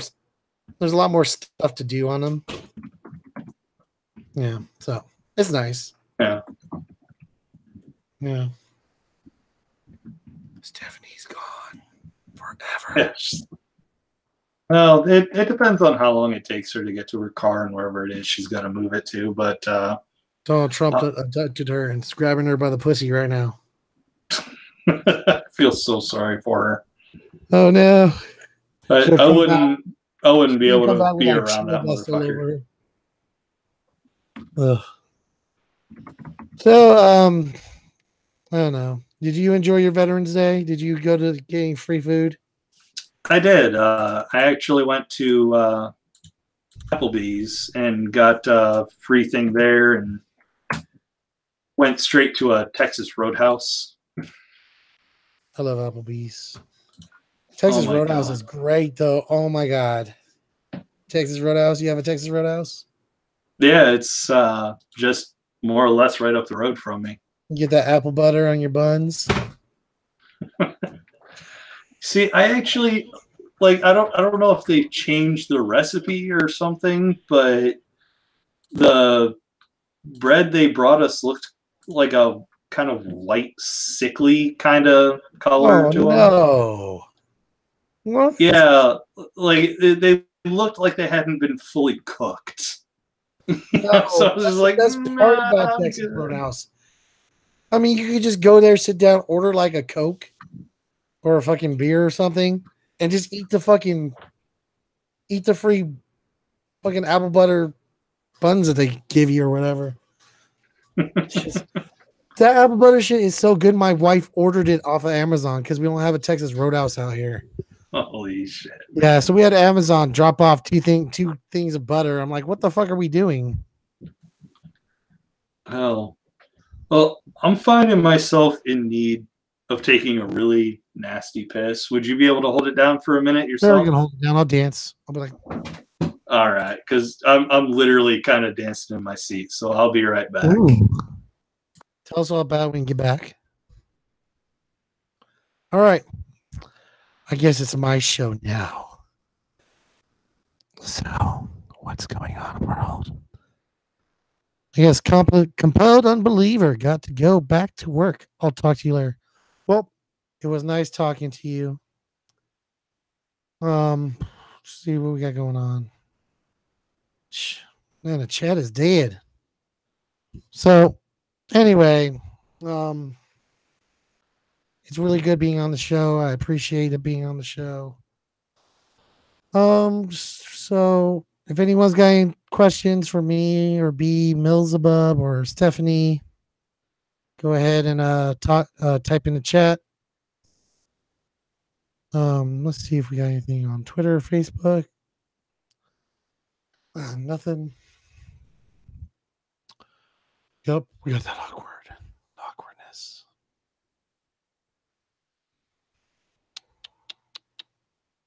I wonder how many people are viewing right now. Let me check. Let's see.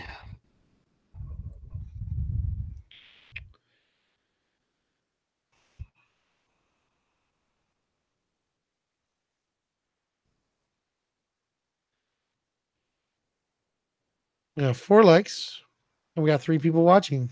Cool. Fucking outstanding.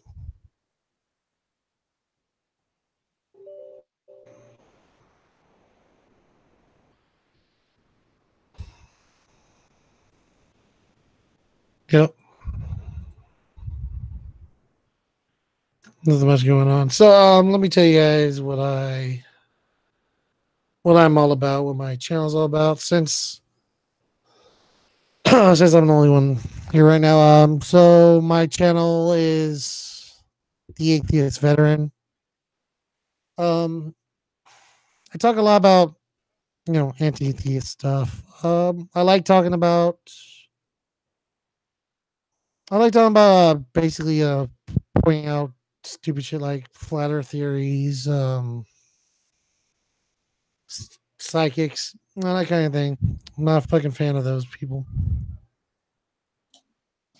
Yeah. All right, I'm back. Thank God, dude. That shit was awkward as fuck. Yeah, I think my chat's been slow for a while, but I actually am about to indulge in one of my favorite beers from my Germany days. Oh shit. If only I were sponsored. You know what I miss about Germany? Because I've flown through Germany a few times and got me some absinthe. That shit is good. And that's real absinthe too, with the fucking wormwood that makes you fucking hallucinate. Mm-hmm. That's Holy a good time. Shit. Yeah, dude. I'm guessing Stephanie isn't back yet? Not yet. I'm not she'll lucky enough to have someone show up while it's just me. Oh. Yeah, fucking no, I fucking love this. Oh yeah. Love this beer, man.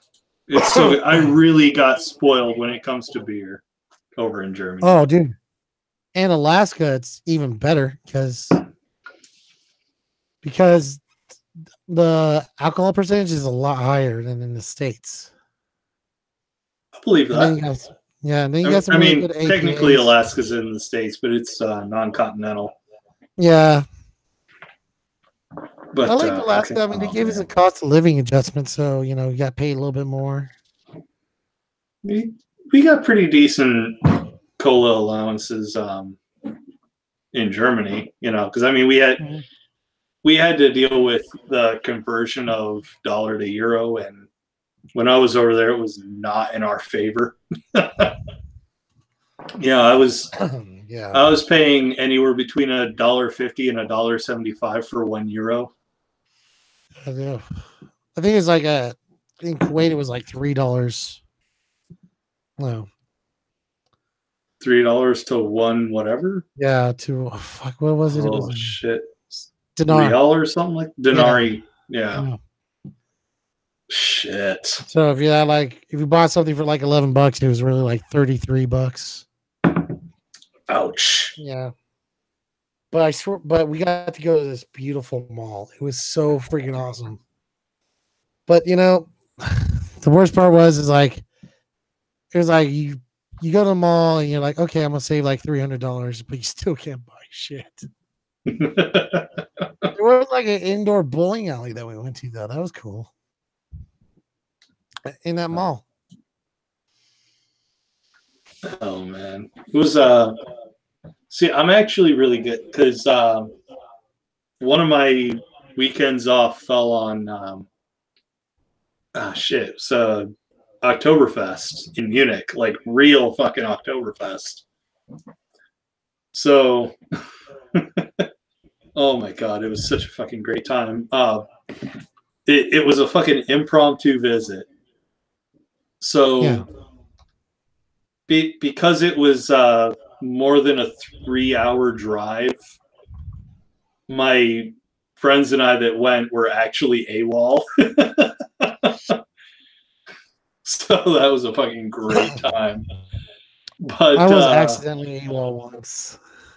Oh, dude, I went AWOL several times. Who gives a shit? Yeah. I mean, for Oktoberfest, I was AWOL. When I went to Austria, I was AWOL. When I went to the Netherlands, I was AWOL. When I went to Switzerland, I was AWOL. I'm just so lucky that nothing happened at all. Damn. Of course, I was actually when I went well, when I went to the Netherlands, I was actually with one of my bosses. So one of the staff sergeants who was over me was like, dude, let's fucking go. I was like, shit, okay. I'm back. Yeah. Hey, welcome back, Steph. But while we were there, the staff sergeant was like, all right, while we're here, I am not staff sergeant. I'm not going to drop his name, partly because I don't remember it, and two, because I don't want to get him in any shit with any women he may or may not have children with. But you know, he was like, "While we're here, I'm JJ." All right. Yeah. You gotta have a club name, you know. Yeah, you gotta. Yeah, 'cause mine was Jeremy Fisher.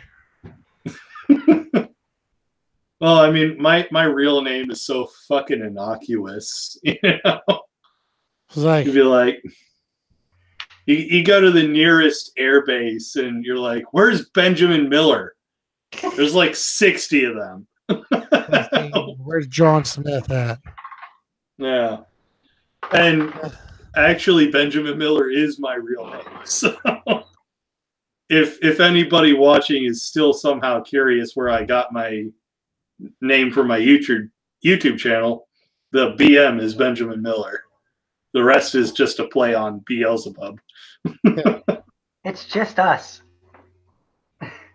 It is just us, but who's saying about the future? Yeah. But yeah, it's really kind of a shame because like I kind of expected a few people to be in here, you know, but apparently we have somehow gotten too raunchy for the atheist community. Oh, the story of my life.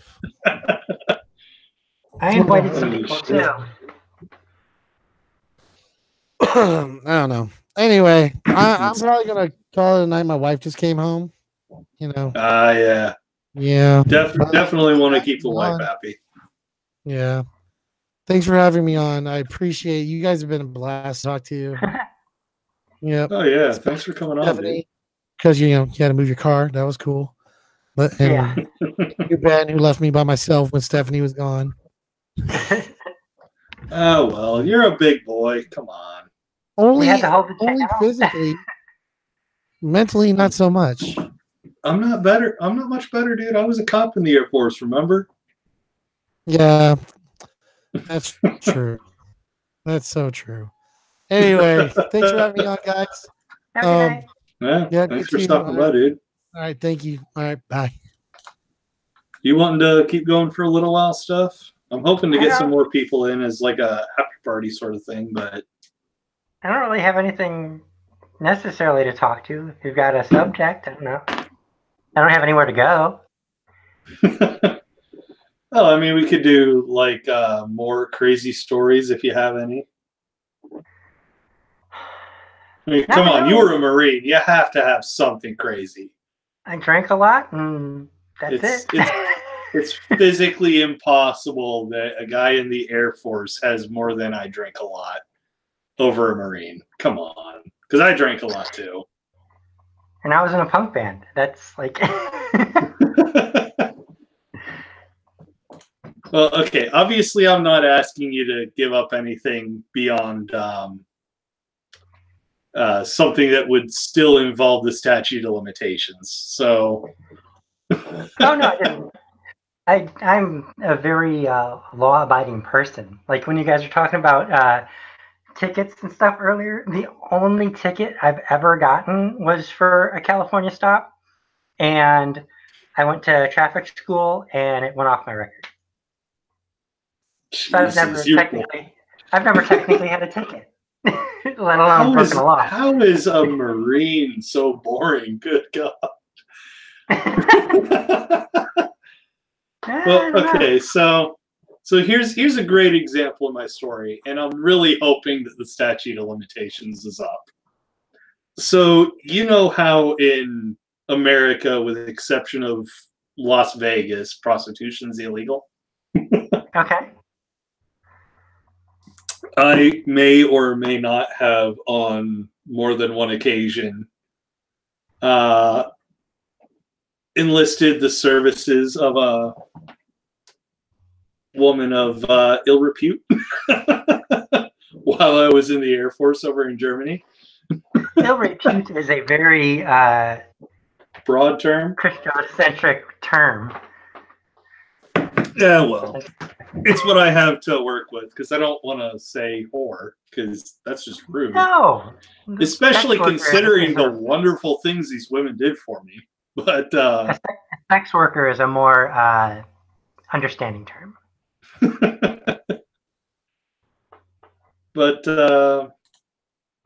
yeah, so on a few occasions, I went to, you know, a lady of the night, shall we say, and I so here's the one thing that really sticks out in my head, because the rest of them sort of, I mean, there's only like 3 others, but still,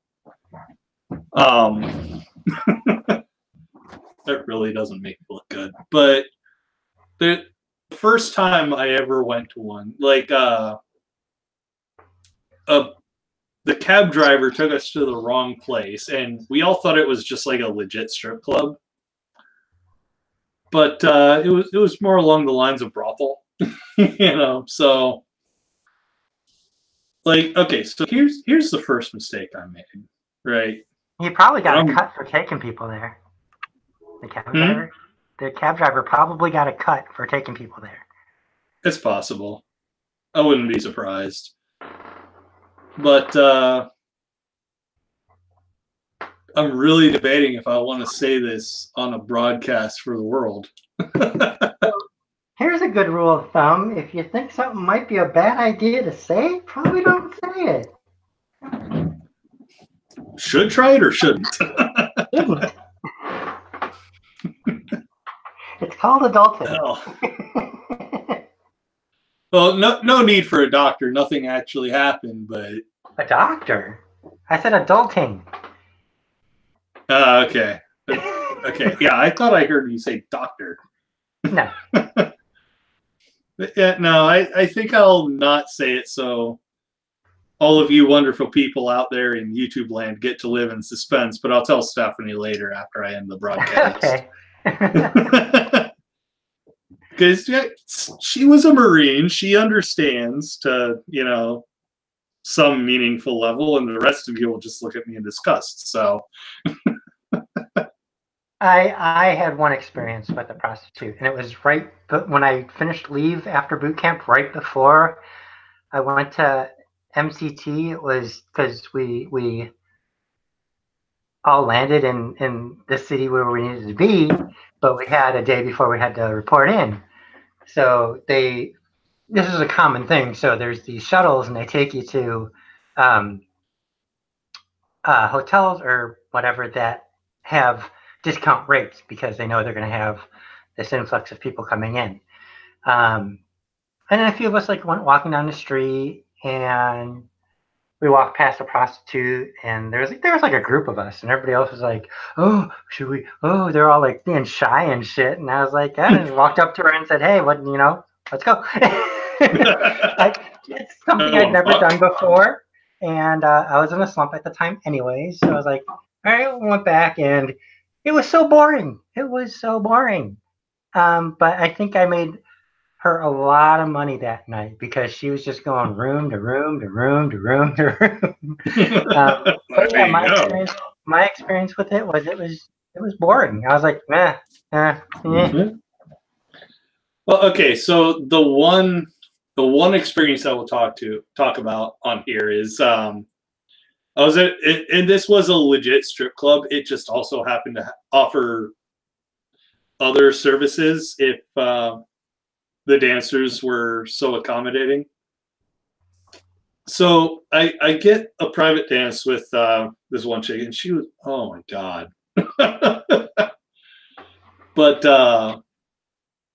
I get a private dance from one of the dancers, and like she's dancing on me as you would expect a stripper to, and then suddenly she unzips my pants and whips it out, and I'm like, what the fuck? And she's just like, what, you didn't know? And then she just starts sucking, and I'm like, oh, okay. Like, I'm not gonna argue. Fuck.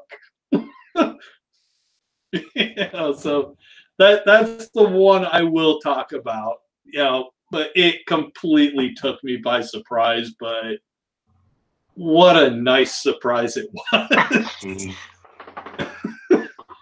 I'll admit it, I'm a dirty dog, but you know what? For the most part, I try to stay on my leash. So. Oh, it's like that, huh? Yeah, well, I mean, if a woman is offering sex, fuck it. You know, I'm a single guy. Why the hell not?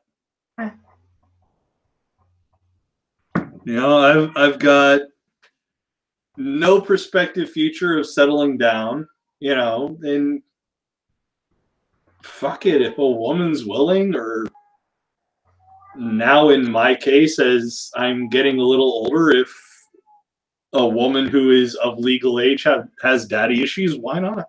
Let me give She you a little. has to be of age, Steph. Don't Let me try give to you give a me little that. equation, a morality equation. Let's call If it. it's half plus 7, I already pass. No. If you are old enough to be the person's parent, they're too young. I'm sticking And with half plus 7. I would go as far as to say that, like 16 being old enough to be their parent. If you were old enough to have a child at that age, that's too much of a gap. That's an icky gap. But see, you know what gives me the extra little bit of leeway that you're not allowing yourself? I'm a moral nihilist. Okay. So, fuck it. You know what I mean? So, I will have a line, you know, 18. Like, just turned 18. Such an arbitrary age. Like, so many people base so much shit on, oh, if you're 18, you're this or whatever.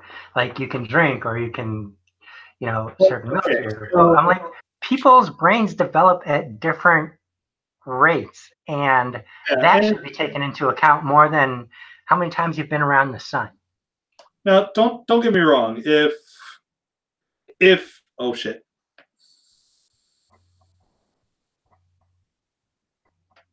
Sorry. I slightly miscalculated that. But okay, so if like even like a 19 or 20 or 21-year-old, if they seem like an idiot, like they're somehow not capable of understanding what is about to happen, yeah, I'll cut it off. Yeah, because I'm all about consent. If someone doesn't understand what's about to happen, I'm not interested. You know, and that includes people who have consumed alcohol or other kinds of intoxicants. You know, I'll just cut it off. I'm not interested in that. Now, granted, I am a little older than you are, but like when I see people that are like 18 or 19 years old, I'm like, you're a little kid. Well, yeah, no, don't get me wrong. I definitely view people like that as this is gonna sound kind of weird, but yeah, they're definitely kind of kids to me. But you know, if they are fully cognizant of what's about to happen, why the fuck not? You know, it's kind of a tricky line, but you know, and it's probably just making me look bad. But no, I think that's probably a pretty normal perspective. Bordering on the more towards a conservative view on that, as opposed to, oh yeah, as soon as they're 18, whatever, it's legal game or whatever. That's no, that's gross. It's sure if they're 18, but if they're 18 and they don't know what the fuck they're doing, nah. Like I saw this thing. There, I forget who it was. It's some guy that was like a pop rock star in like the 70s or some shit. He's famous. I forget his name though because I don't like his music. But he's like 70 something now. And there was just this article of him with his new girlfriend who's like 22. And I'm just like, oh, that lucky dog. Ew, no, not lucky, disgusting. Dirty grandpa, ew. Hey, you know what? I can, in my perspective, it's, if everybody understands what's going on, I think it is an even trade-off for like a trophy wife or a dirty old guy with a younger woman. If she's doing it for the money, that's totally understandable. For the money, cool, no problem. People do shittier jobs for less money. Fuck, I worked in a factory. I was in the U.S. military. You know, I did some shitty jobs for not quite enough money, but I am not at all opposed to gold diggers.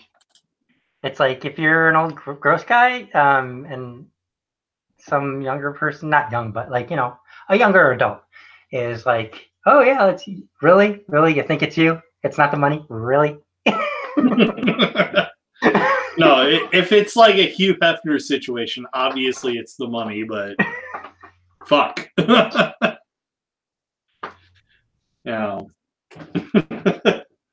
Hugh Hefner, his money got him with some honeys, so why not? Mm-hmm. I do. So something you said earlier, don't take it as hardline as it may sound. It's not meant as such. It's just the way something was worded. When you say if they have daddy issues, that's a genuine thing. If you have legitimate issues, that's something that therapy. But once again, it still comes down to the consent thing. If they can understand what's happening, okay, I'm good to go. But if they don't understand, like, I wish my dad understood more. Okay. Like the daddy issue comment was more of a joke. I understand, which is why I said, don't take it as hard as it sounds. So, like, if I come across a woman and this is going to be a rare woman too, I would think or hope, but a woman who comes up is like, I have daddy issues. You want to fuck me because you're like my daddy? No, too weird. No, too over the line. Clearly, you don't know what's happening here. There's also this is why it's such a hard balance, because there's also the issue too where that could just also be their kink, and I don't kink shame either. I mean, if that's your kink and that's how you get it off, then go for it. But I'm not actually into the whole daddy thing. You know what I mean? If I worked with this girl that legitimately had serious daddy issues, and she made a lot of really poor life decisions. Whereas if she had come to a situation where she had more support, which she would also have to be willing to accept, because I tried to be like, hey, here's this other decision that's not as bad as the one you're making, but she wasn't, into taking that advice. And well, make your own mistakes. Hopefully, you'll learn from them. Yeah. I mean, it's kind of like with I can't remember what the name for it is, but it's like those people that are into like dressing like babies or something like that. Yeah, I mean, that's the thing. It's like I could never do that. I agree. There's people that do a lot of things that I'm like, let's say it puts me off. It's over my line about it. But if you're not harming anybody else and you're not, as long as you're dealing with a legitimately competent adult, like a legally mentally competent adult, sure, but if you're taking advantage of someone who doesn't have all their mental faculties, and they don't actually understand what's happening, that's where you cross every line I have. And because like, I mean, like, I said that I'm a moral nihilist, but that I don't want anybody to confuse the fact that, because I actually did make a video on this, and anyone who hears the words moral nihilist means you're okay with literally anything. That's not the case. There's, why am I spacing on the word? It's a do that all the time. Spectrum, just like most other things in reality. Yeah. There are so few black and white things. It's, but like when talking about people who are not necessarily mentally competent, that's one of those black and white things for me. Mm-hmm. If someone's not capable of understanding what's happening to them, no, just you cross the line that can't be crossed. Mm-hmm. Or shouldn't be crossed, I should say, because people are disgusting and cross those lines all the time. Yeah. Just look at Muhammad and Aisha. It's because our eyes are on the front of our heads. You mean our eyes are on the front of our face? Yeah, well, heads, because they're not on the side of our heads, because we're predators. But yeah, it and as much as people like Rush Limbaugh want to marginalize. I just cracked my new weird. Sorry. As much as people like Rush Limbaugh want to marginalize the idea of consent, it's fucking important. Because if you don't know what the fuck you're about to do, you shouldn't do it. Fuck, that hurt. But correct me if I'm wrong. No? Ow. But yeah, no, there actually is a video where Rush Limbaugh marginalizes the idea of consent. And he's like, the left, they want to bother themselves with consent. Well, I think that's a big. To me, that's what the big difference is between, let's say, for easy terms, the left and the right, is that the majority of the left is concerned about how other people are being affected by their or others' behaviors. Yeah, and that I think is one of the big distinctions between the right and the left. A lot of the times, it seems to me that the right just doesn't care unless it affects them or someone they actually care about. It's very selfish. Yeah, and the left is like, I wouldn't want this to happen to me or anyone I care about, so I don't want this to happen to anyone. Well, like you said earlier, you had the example of people who voted for their wallet, and you said you couldn't blame them for it. Well, that's because for them it was a 50-50 toss-up. Yes. Of how that decision would affect other people.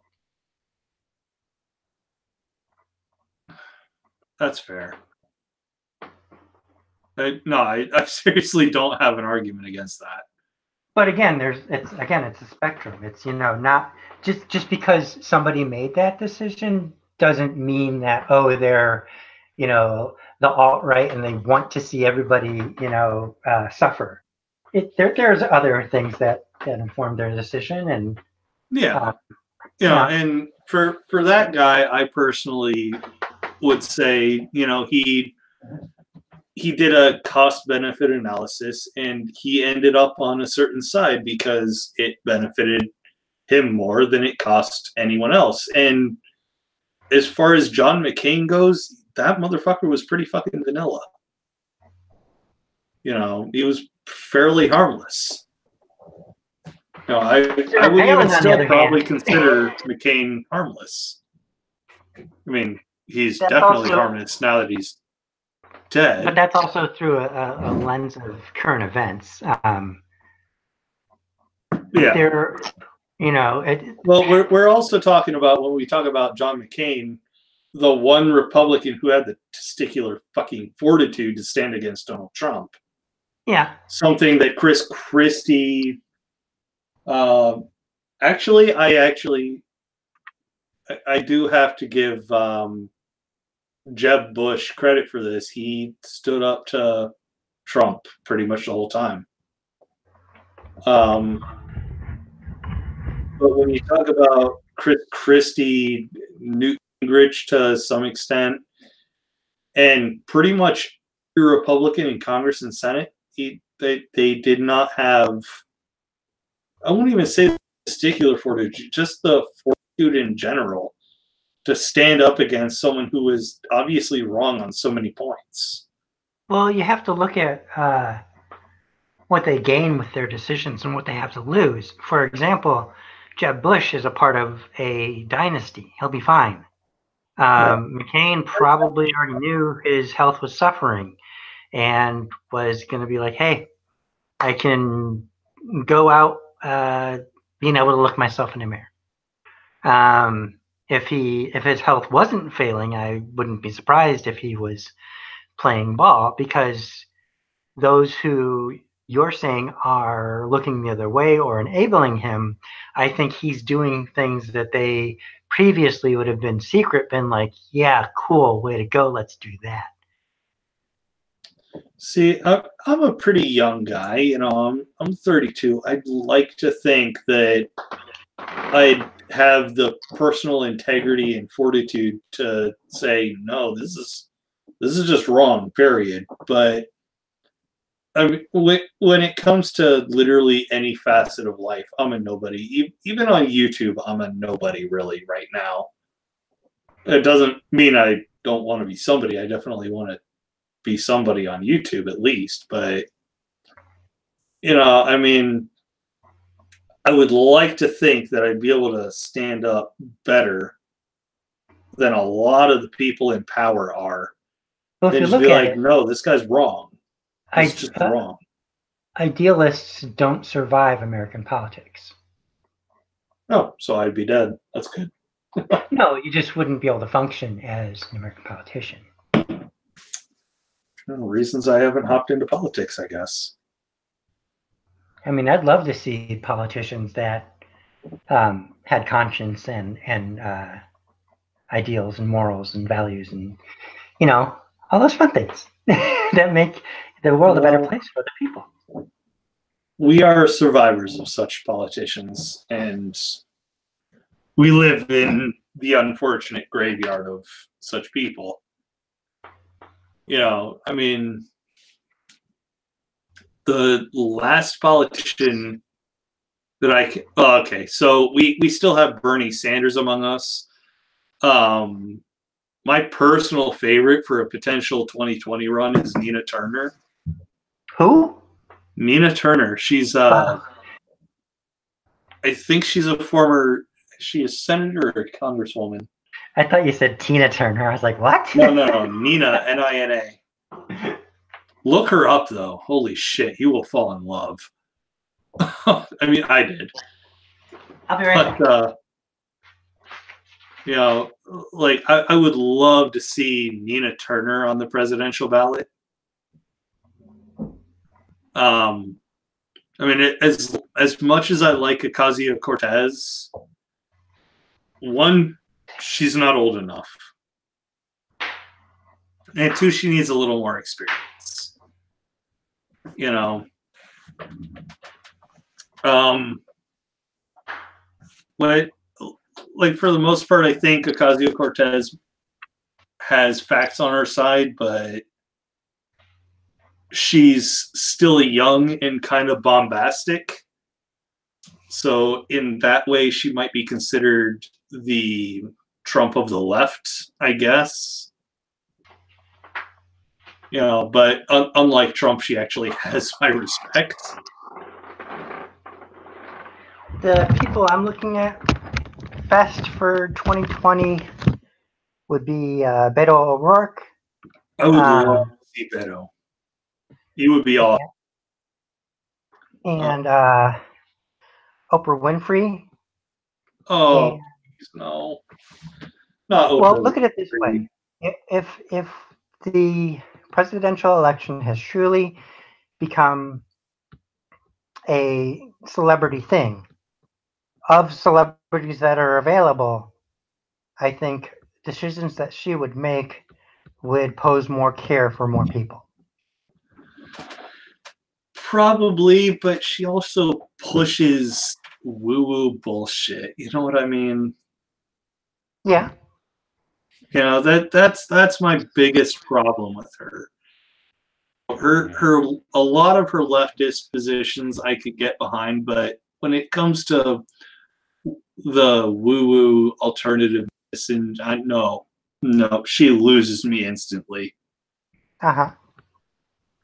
Yeah, and I would like to think that's what separates me from a lot of people is I look almost exclusively at the political positions. I mean, I'm one of those fucking modern crazy that may be considered a revolutionary idealist later that we should get rid of political parties and pay attention only to policy position. Because I think America's kind of lost sight of the idea of policy. You know, and It's not that we've lost sight. We've done away with it. It's what we have to do right now is try to minimize damage. Yeah, and that's kind of the mode I'm in because we're as much not as doing I away with hate the Town party. Ticket, I voted that way. We're not going to do away with the two-party system. A third-party candidate has no chance of being elected. No. We're not going to do away with the electoral college. We're not going to do away with gerrymandering. We need to. On both counts. But we're not going to. So here's something you're talking about earlier about like what effective things did you learn in the military? It's like, well, when you make mission decisions in the military, you don't say, well, this would be the best possible outcome, so let's say that's what's going to happen. No, you look No, at the this reality of the is what's situation. realistic, so let's gun for this. No, I totally get that. I get it. I've always kind of been an idealist, so I am here to stomp away everyone's hope. yeah, thanks a lot for that stuff. But no, I hate to admit it, but you kind of are a grounding in reality force. You know, I don't hate to admit that. That's actually a good thing. You need realism, but you know, the other side of the coin is you need people like me that are idealists. I think You that need realists and idealists. You need more of a healthy mix of the two. There has to be a space for idealism to work before it can be imparted. Well, but I mean, if we stick with realism, we'll possibly never get to idealism. Now, don't get me wrong, there's massive amounts of evidence that idealism will work when it comes to the political sphere. I mean, Beto O'Rourke was more or less an idealist, but you know, he just barely was edged out by Ted Cruz. Right, and I saw there's a show called Full Frontal with Samantha Bee. She used to be on the Daily Show. She has her own show now, and she sent out correspondents to interview people who were supporting Beto O'Rourke and people who were supporting Ted Cruz. And you said Ted Cruz narrowly edged out Beto O'Rourke. Well, the people that were supporting Beto O'Rourke were very excited and saying, he can do this and this and this. He can change these things. He can make an impact. The people who were let me take a quick guess. Let me take a quick guess before you actually say it. Okay. I want to take a guess that people who were in favor of Ted Cruz were mostly saying things like, I know him. He's not a threat. He won't rock the boat too much. Not even that good. They not were that saying, good? No, they were saying, I don't really like Ted Cruz, but he is the Republican choice. Oh, fuck the Republican choice. You know Like, what? they were That saying that anything they choice did not annoys like the him. shit out of me. Like the whole 2016, the whole with MSNBC and CNN, and even Fox News to a degree, Hillary is the anointed one. Yeah. Fuck. That idea just pissed me off. And here's where I get back to Oprah. When you mentioned the news coverage, because a big part of why Trump won is because he was always in the news. He's media savvy. So is Oprah. I don't There even is know a if Trump very, is really very, media very savvy. good I think chance. he's just a bombastic idiot that says whatever he thinks at a particular moment. Right. And like the Bible, it can be played for either side. Right. You know, And I don't think Trump's necessarily savvy. I think he's just talkative. have you ever looked at a comment section? It's what people are relating to. Yeah. It's the whole who can I have a beer with? By the way, you can have a beer with me. I'm just not stupid enough to run for public office. But so I think there's a very, very good chance that Trump is going to get reelected in 2020. Yeah, there is. I actually personally, I'm going to take my computer on a little. You're going to what? I'm taking my computer on a road trip Oh. because I want to grab more beer, but I don't want to leave you by yourself. Oh, okay. Because I mean, atheist veteran was not quite so successful, so I don't want to leave you alone. Okay. And as far as visit carrying that. the channel? Well, I mean, if you want my channel, you can, have it. What? But if you want my channel, you can have it. But No, I'm saying is like I wouldn't, like, if I was by myself, I'd be like, yeah, so, well, I mean, obviously, I have no idea what AV was like by himself, but I actually know you, so I don't want to, okay. screw you. Catcalling. But yeah, so like I said, if you want to have a beer with someone, have a beer with me. I just won't be running for public office. But shit. I did plenty of drinking for everybody in the 90s. Well, I'm doing plenty of drinking for all of us at the end of the naughty tens. Not sure if that's the actual term for it, but the 2010s, whatever. Yeah, but when you said taking your computer on a road trip, that, like, to me, that brought to mind, because I just said that there's a good chance of Trump getting reelected. I was like, well, if things continue, like, what's that? There's an incredibly good chance he'll get reelected. I'm saying, like, if things continue with the way that he legislates against the trans community, I don't think even I'll be think he necessarily Canadian legislates. I think he believes he's a dictator. You know what I mean? It's. Hang on, let me adjust my camera. But he thinks of himself kind of like a baby dictator. He obviously idolizes like Hitler. I mean, in the election cycle when he was still candidate Trump, he said, "I sleep with a copy of Mein Kampf in my nightstand." That it's very obvious to people like us who that speaks to. And he praised Kim Jong-un as being a very smart cookie. We're obviously talking about a baby dictator.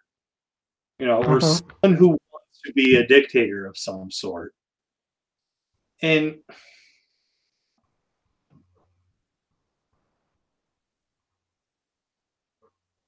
I have no love for the guy. I absolutely hate him. I would love to see him spend the rest of his life in federal pound-me-in-the-ass prison. But I see him actually winning the 2020 run, especially if Hillary is stupid enough to run against him, and especially if the Democratic Party is stupid enough to run Hillary against him. Which I think they will be. Yeah, and I've been proven wrong about the Hillary thing before. It was 2013 or 2014 that I was in one of my college classes. It was actually a psychology class. I just can't remember the year. And I said even the Democrats wouldn't be stupid enough to run Hillary against a Republican candidate. Guess who was wrong?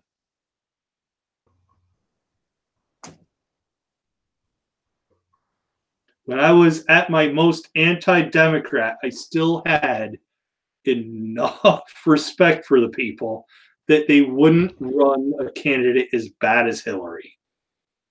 And I was wrong. And look at, so all the things that Trump does that the Democrats have no response for, like the Mueller investigation, that's going to be done away with. The Sessions is gone. Hang on, you actually cut out. You cut out for me a little bit. What investigation? The Mueller investigation. Now that Sessions is gone, the new guy is not going to recuse himself, and he's going to do away with the investigation. The Democrats. Yeah, and that should speak to. That really should speak to corruption more than it speaks to anything else. The corruption is because I think Republicans are so fucking hypocritical, they'll be like, good. Versus, Hillary spending her initial 11 hours in front of Congress getting testimony, completely fucking calm, by the way, which, hang on, how long has this broadcast been going? 3 hours? Less than 3 hours? Yeah, we're approaching 3 by now. YouTube isn't why does it say 42 updating quickly enough for me. But no, we actually are approaching 3 hours. But we're approaching 3 hours now, and I'm not nearly as patient as Hillary would have been. And Congress found nothing, no contradictions in her 11 hours of testimony, plus the however many hundreds of millions of dollars they spent investigating her in the years after. And they're like, okay, well, 2 years of investigation of Trump is enough to not find anything, even though no inquiry releases its findings prior to a settlement of the inquiry. That's just not how it happens in the U.S. government. Well, I'm not saying there's no findings. What I'm saying is that it's just going to be swept under the rug. It's going to be done away with. Well, it's not going to be pursued. Yeah. For example, I mean, there are findings. There are very obviously findings. It's just that in pursuit of the investigation, nothing is released to the public. And that's the big thing Fox News is trying to use in defense of Trump. Is that nothing has been found. Well, say that all you want, it's not necessarily true. And even so, findings aren't released in a federal investigation as they come up. It's not like some schmo like me is being investigated. We're talking about the President of the United States. And the President of the United States is going to be afforded a lot more leeway than nobody. But I'm saying they're not going to be utilized. Let me give this example. So you were saying about how when Hillary was being investigated for 11 hours in front of the Senate, right? Yeah, plus several years afterwards, and nothing has still been found. But Kavanaugh, when he was interviewing, Oh, And he yelled like a little bitch after 11 minutes. And the Democratic senator that asked him, "What is the devil's triangle?" And he made a little puffy face, an obvious "I'm lying" face, and said, drinking game. And he just dropped it. He's like, "All right, that's what it is." Devil's Triangle isn't a drinking game. For anyone who's curious, let me give you the Devil's drinking game. There's a woman between two dudes, and one of them is penetrating her from one end, and the other is penetrating her from the other. By which I mean mouth and either anus or vagina. Right, which is pretty common knowledge. Yeah. In fact, another name would be golden gating, except under golden gating, the guys would have their hands up to each other like that. Oh. It's not fucking hard to figure out. But you can also do a very quick Google search. And when those senators are asking questions, they have a team behind them that can say, grab it on their phone and say, look, that's actually this, and he's lying to you right now. He's lying under oath about a position of great importance. Real-time fact checkers. Real-time fact checking is supremely important now, and we seem to be underutilizing that. You know what I mean? It's the Democratic Party that's underutilizing it, which is why I think they're working together with the Republican Party. They're all working together against the American people. I don't know if I'd go that far, because when it comes to the amount of money coming from private interests like NRA and whatever other company, Democrats receive, shit. I can't think of the name of the senator. It's the one with kind of a lisp. He was from the Northeast. Barney Frank. Barney Frank said Republicans get 80% of the money from private interests and Democrats get about 20%. Do you want the Republicans to get 100%? Yeah, I do. I want Republicans to get every penny from private interests.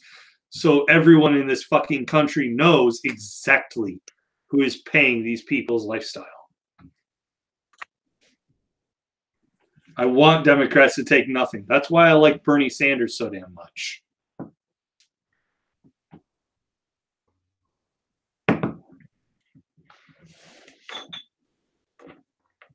That's just me.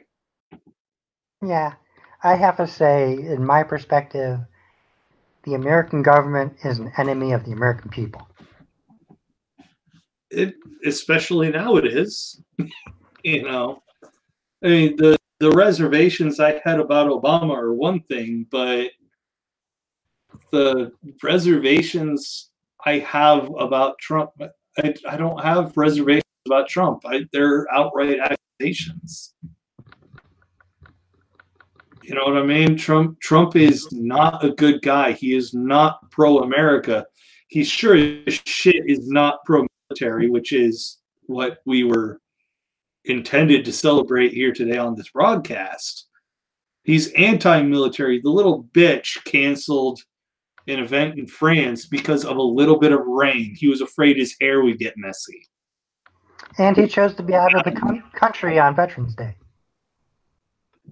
You know, and when he was still candidate Trump, he said, I'm probably better trained militarily than most people in the military today. Bullshit, motherfucker.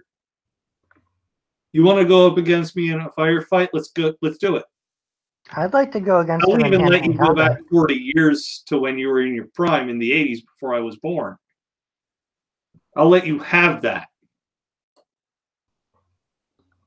And I will kill you in a...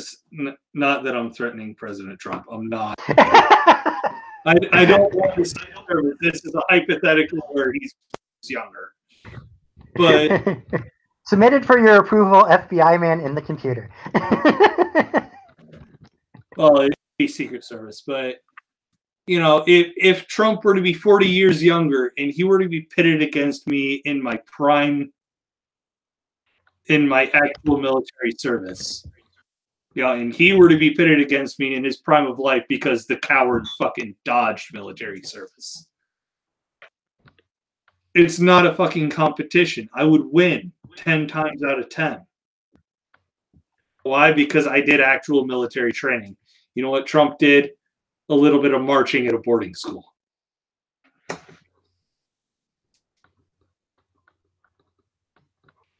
That's how we can all know that I'm not in any way threatening the President of the United States.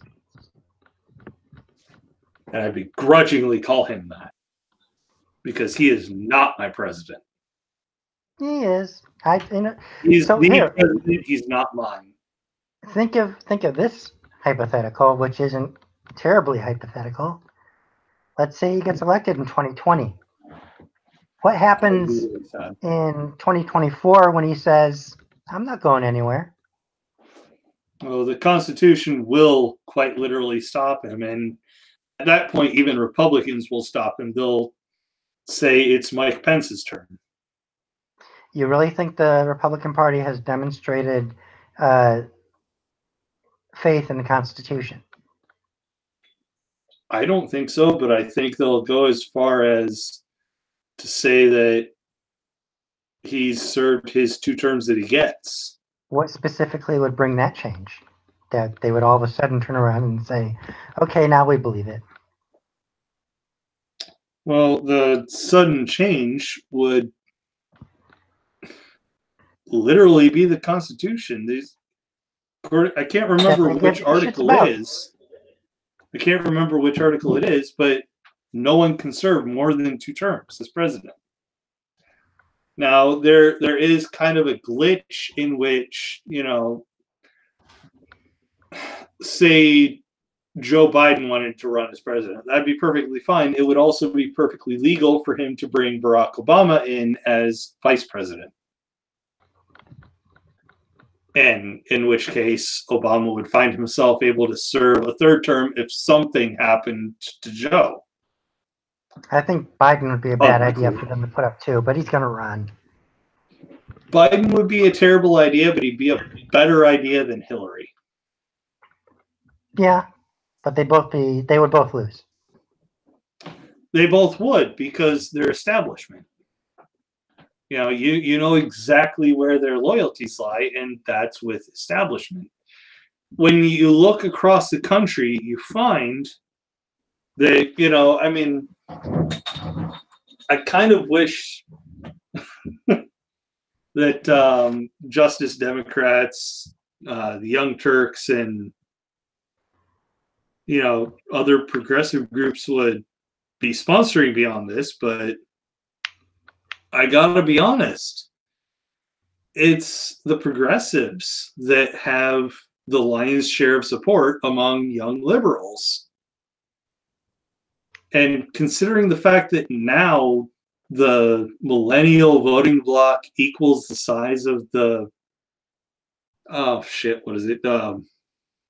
I shit talk them all the goddamn time. Tea Party? No, not the Tea Party. Not millennial, not Gen X, baby boomer. The millennials voting bloc now equals the size of the baby boomer voting bloc. But we're discussing the presidential election. Well, if we were talking about the presidential election, if every state under the Democratic Party was an open voting system, Bernie Sanders would have absolutely trounced Hillary Clinton. But in states like New York, where voting is closed and you have to be a member of the party to vote for a candidate,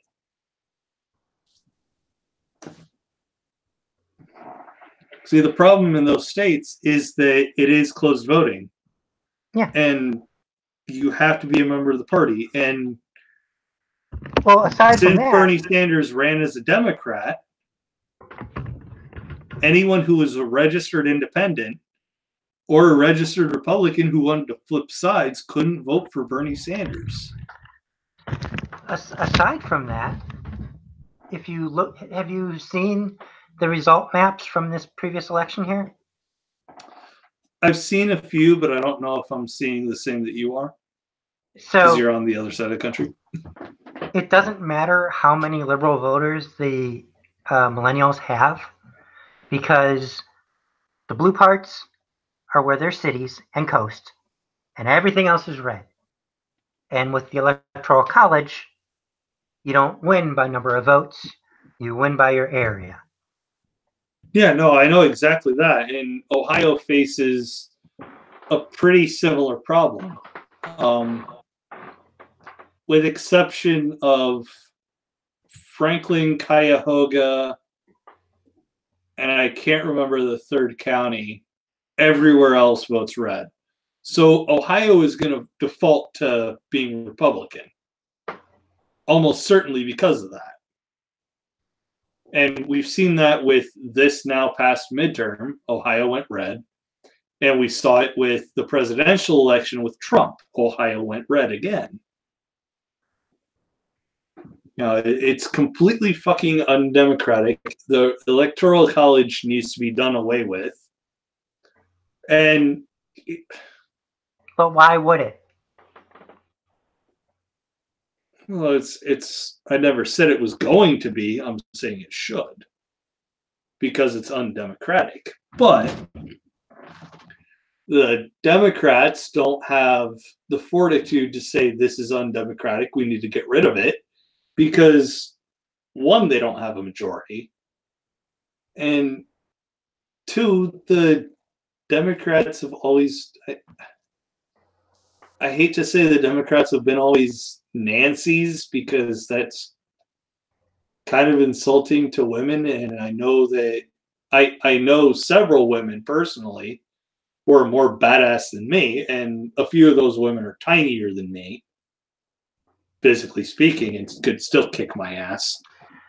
But the Democrats are fucking Nancy's. What they present is that with the quote of Hillary Clinton saying, they go low, we go high.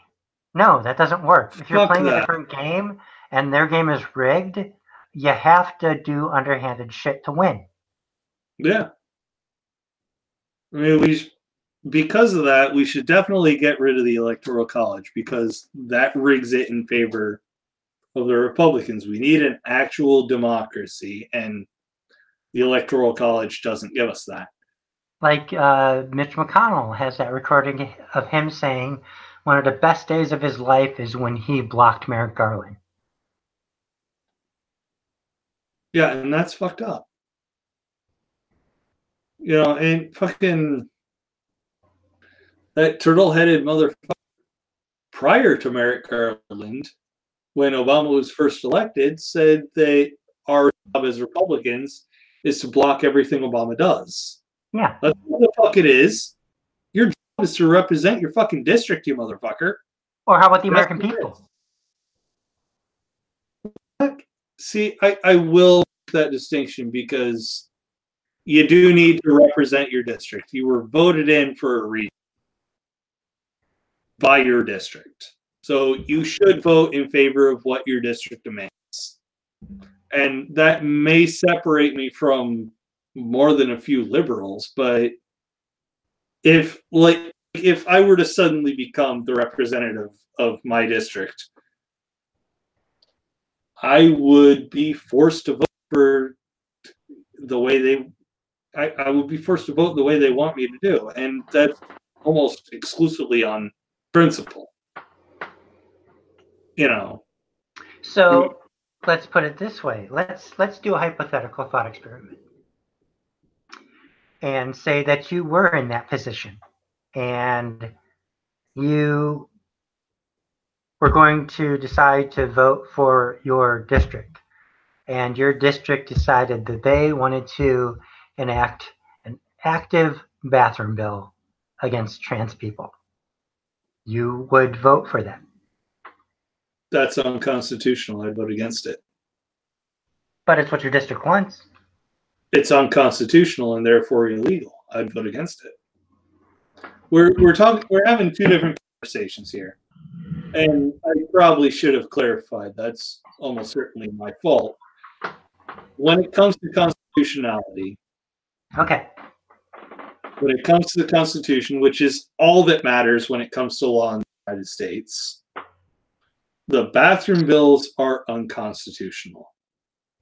And I'm furious at the state of North Carolina, which is the first that comes to mind because I pay attention to North Carolina because my dad lives there. You know, so I'm furious with North Carolina for putting in those bullshit bathroom bills, but I'm happy that North Carolina replaced that same son of a bitch with a trans person. Yeah. Seriously, I'm fucking giddy about that. But I'm a little bummed out that Chelsea Manning didn't win. She lost out real early on. Hey, give me a second. I gotta grab something real quick. You're good. But, you know, for the sake of everyone else still here, which I know is just me and Steph right now in the actual live stream, but later.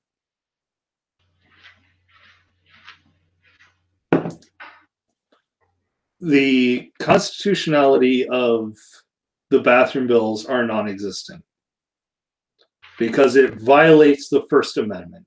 How does it violate the First Amendment? The right to free expression of self. You know,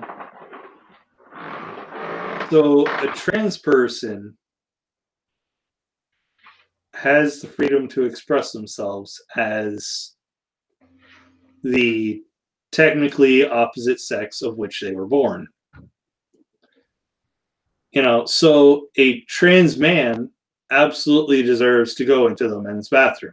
A trans woman absolutely deserves to go into the women's bathroom. And a large part of this is because mostly they're just going into the bathroom to pee. That's it.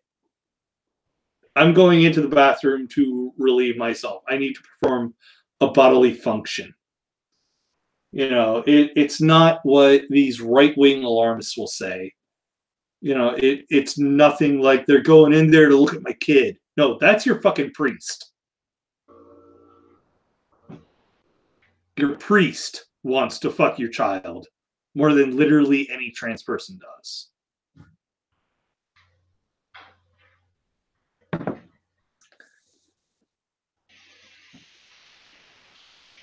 And I get the feeling that once I get back here, Steph will back me up on that.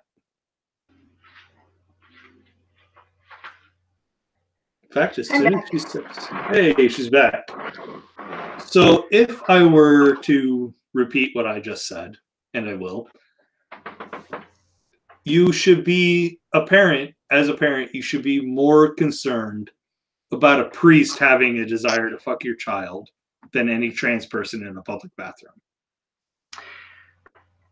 In situations like that, in discussions like that, I prefer to use more statistical data than I do anecdotes. Or anecdotal. Okay, so let's talk statistics. My understanding is that 0 trans people have tried to sexually molest underage people. The way I would phrase it is that there is 0 evidence. Okay, 0 evidence. You're correct. Of any trans person being charged with trying to harm someone in a public restroom versus several thousand priests worldwide who have been accused of the same. That, and there's also a lot of evidence and convictions of people who have assaulted trans people in public restrooms. Yeah. I mean, so the argument that we're trying to protect people with these bills is it's exactly the opposite. You're not trying. See, I have some trans friends, and a couple of them live very near me, and they've expressed a fear of going into the appropriate bathroom in a public space because of the number of physical assaults. I'm not including at all the number of sexual assaults. And the physical assaults obviously dwarf the sexual assaults by quite a large margin, but the sexual assaults exist as well. Yeah, particularly when we're talking about trans men and probably early transition of trans men. Well, there's that movie Boys Don't Cry from like the 90s that is a great example of that type of situation where the trans boy was, because I say boy because I don't believe they were a legal adult, but to say also that the violence is against children as well. But they were transitioning, and they were what's called, by some people it's called passing. Some people that's an outdated term, but it's a term that I use, that you appear to be a gender that matches your identity. Well, passing is still a modern term, and I say that only because you know, I mean, you look at agencies like the Huffington Post, they're still pretty well what is it with me and having trouble with words today? Relevant. The Huffington Post is still relevant. And, you know, their complaint about a woman who was in Victoria's Secret fashion show recently, you know, was Latina, but she was white passing. You know, so I would say that passing is still a relevant term. I just the reason I make a correction is because there are people in the trans community that have issue with that term. Okay. But so back to that story that the person in the story of Boys Don't Cry, he was passing, and somehow these people found out that they were trans and then raped and killed him because, I'll show you.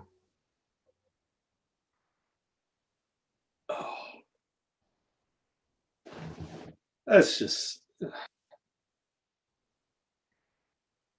I've heard of that movie, but I've never seen it, and part of me is actually kind of turned off to it. But like, saying part of me is turned off to it will probably make me come off as an asshole, but like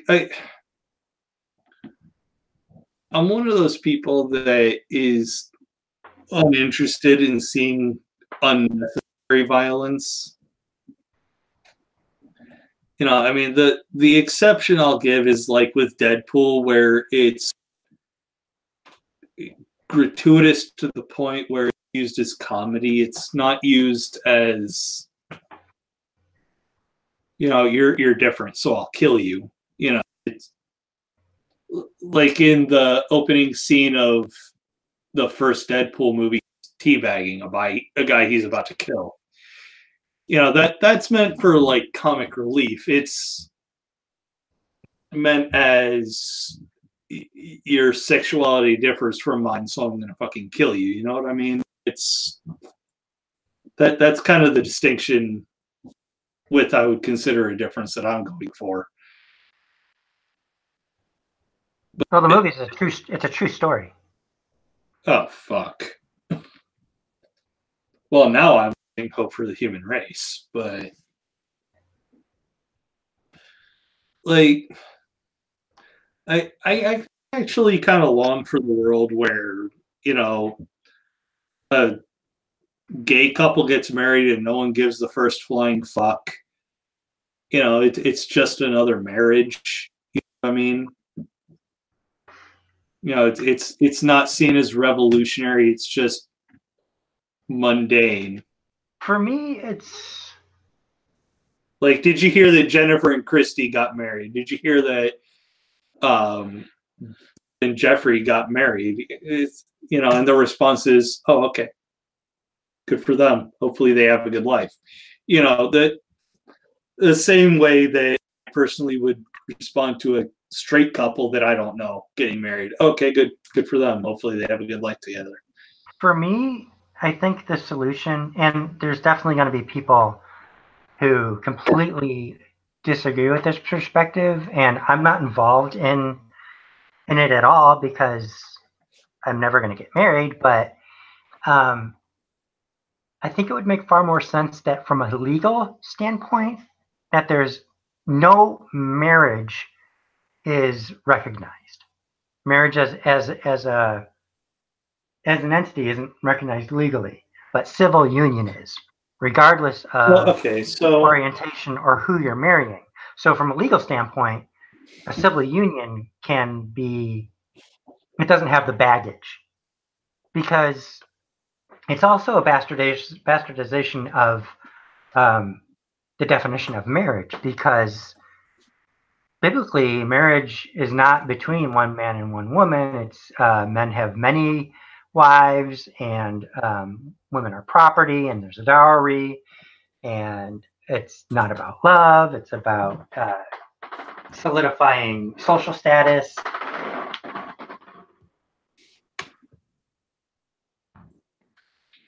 Well, I mean, okay, so here's my thing, right? So about 4 years ago, I had an argument with an old friend of mine about this on Facebook because I was still Twitter phobic at the time. You know, he said that, okay, I am okay with a distinction of legal civil unions versus legal marriage, right? And we're talking about things that are distinctly different, recognized by the state. But the difference legally is that if your spouse survives you, they get your stuff when it comes to marriage. But civil union, that, as far as I understand, isn't the case. You know, it to me, it's about legal protections. You know, and I'm not like one of those psycho Christians that's going to be like, oh, well, marriage is marriage because God. You know, fuck those people, I think. But I think it would be an easier path to change the legality of what a civil union means than to change the optics of what marriage stands for. Well, I mean, I don't even really care about the optics, you know what I mean? But that's the argument. Unfortunately. Again, me interjecting reality into idealism. Because of course you do. Fucking stuff. God damn it. How I roll. Yeah, it's definitely solve a different problem. Yeah, it's definitely a reality check sort of thing. Yeah, I will admit up front that what I'm after is oh fuck. Yeah, it's idealism almost certainly is it, but you know, it, like I said, it kind of comes down to semantics. You know what I mean? It's like, legally speaking, it comes down to semantics, because civil unions don't offer the same protection as legal marriages do. Which I'm saying, I think it would be easier to change the law so that they did, as it'd be easier to do that than it would to change religious people's view that marriage is between a man and a woman. Well, even though marriage is older than religion. Well, I mean, the concept of marriage is older than modern religion. It's older You than know, the Abrahamic religions. anything is older than the Abrahamic religion, but shit. The tip of my annoyingly circumcised penis is it's older than Abrahamic religion. That's obviously hyperbole to drive home a point, but I mean it's a piece of shit that Abrahamic religion holds that much sway in this country where it deserves no sway whatsoever. You know what I mean? I mean, as much as people want to deny it, America is a Christian nation. Not that its people are Christian. Legally, it's a secular nation, but when it comes to population, yes, it's Christian. But also legislation. Even though it shouldn't be, because. But it is. Yeah. But the First Amendment is meant exclusively to stop that. Exactly. No religion is supposed to have any power over any other, and I make this point in the video I released just earlier today, why the fuck would, wait, am I thinking the right video? I'm not thinking the right video. I'm thinking the one that comes out Friday on my channel and the Silence channel, but I'll make it now because who the fuck is going to watch almost 3 hours in? I mean,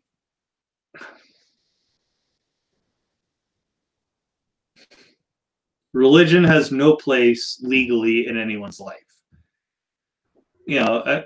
People like us, people who are atheists, should absolutely not be subjected to the rule of Islam or the rule of any of the however many thousand Christian sects that are in America by itself.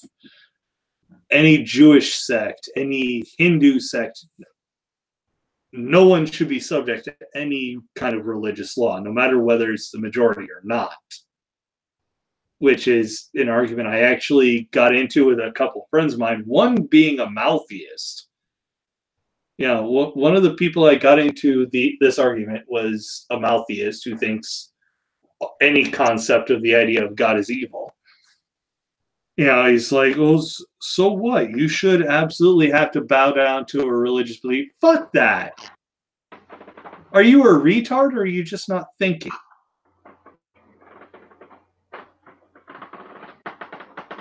You know what I mean? It's. Think about it. Would you want to be subject to a religious law? Yes or no? Well, no. Well, look at the First Amendment of the Constitution. The Establishment Clause. Congress shall establish no law respecting the establishment of religion.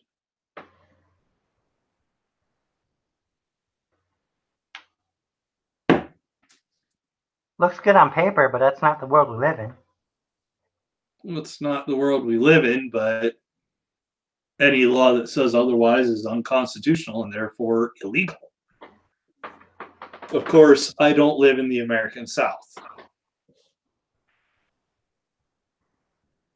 And recently, I saw on Facebook recently, I don't know why I still have Facebook, I just sort of do.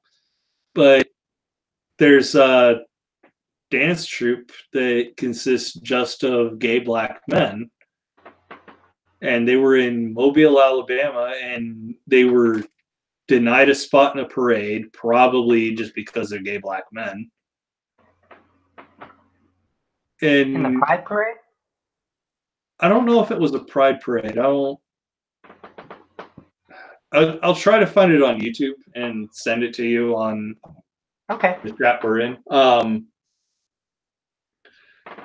But they were denied a spot in a parade, and there was like a 3-minute long video, and about 2 minutes of it is just them taking shit from other people.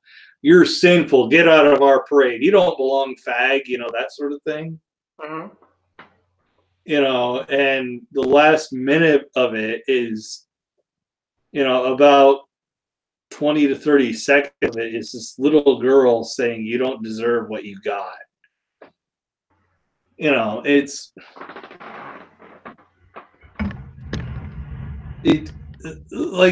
there a world in which we can just avoid all that religious bigotry bullshit? I don't remember what it's from, but there's a quote that says having religion is like having a penis. It's perfectly fine to have one, just don't drag it out and wave it in front of my face. You know what I mean? It's exactly that sort of thing. Have your religion. I don't give the first flying fuck. Don't try to impose it on me. Because as soon as you try to say, this is against my religion, you can't do this, we're going to have a fight.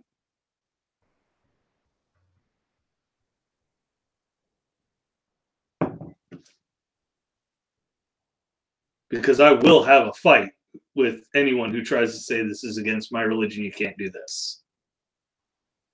I don't care what religion they are.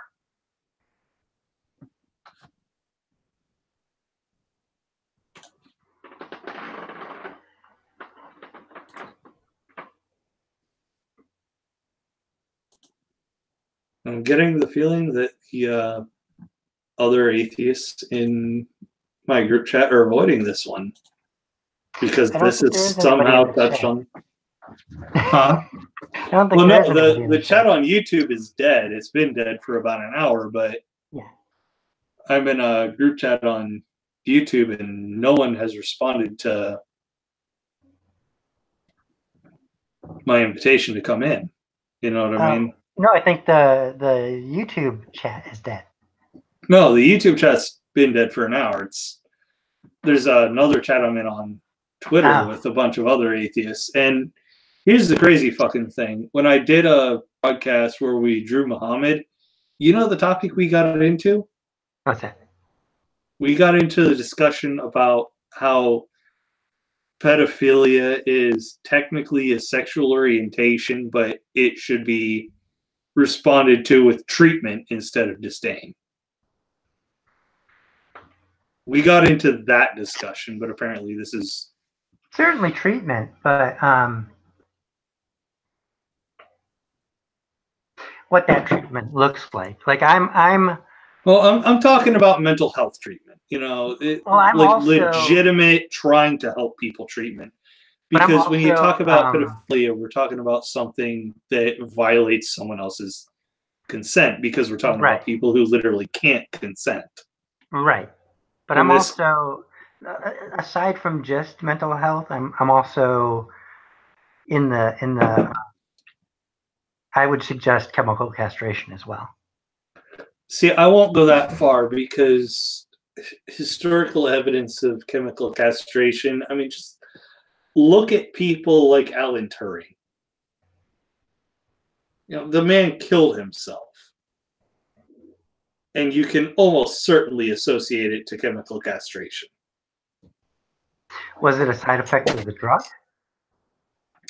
He certainly wasn't stable anymore from it. I would argue that someone that's a pedophile isn't stable to begin with. They're not necessarily stable, but anyone with an actual mental illness is not. Look at me. I barely function with anxiety. This helps, but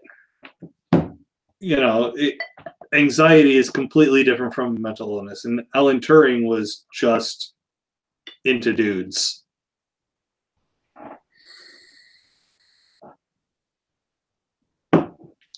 All Alan Turing was a gay man. So what brought about the chemical castration? Well, you're the one that brought it up. Talking about pedophiles. For him specifically. Ow. I sat on my ankle weird. Well, you mentioned chemical castration as a potential solution, and I brought up Alan Turing because he's, historically relevant. I'm not familiar with him. Alan Turing was actually the man who was responsible for breaking the Enigma code in World War II. Okay, yes. He was also a gay man. And after he was discovered as being a homosexual, he was given the option of imprisonment or chemical castration. He chose chemical castration so he could continue his work in computation, but ultimately killed himself. Okay. Because he was in a pretty significant... Because what chemical castration does is it eliminates your ability to become aroused. It doesn't destroy your desire. So if I were a gay man and on chemical castration, my desire for other men wouldn't be destroyed, but my arousal would, and that would be fucking maddening.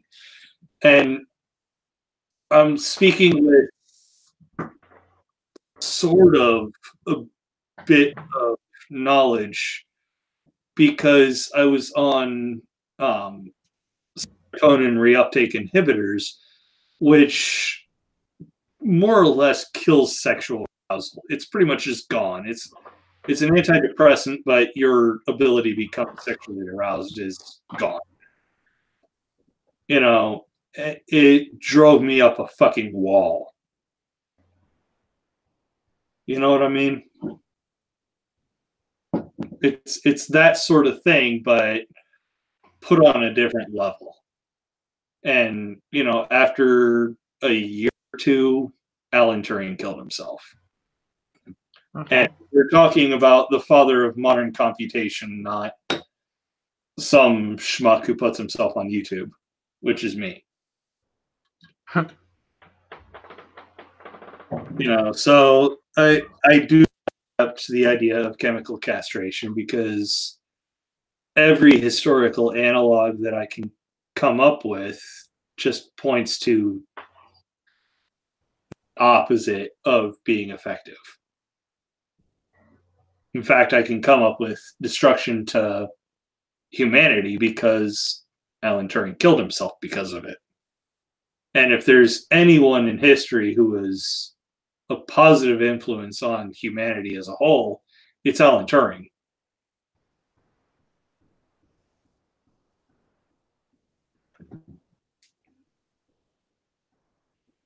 Although that is a totally personal anecdote on why I'm against chemical castration.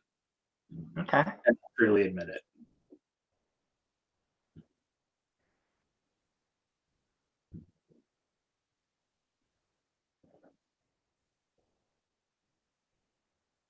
Better.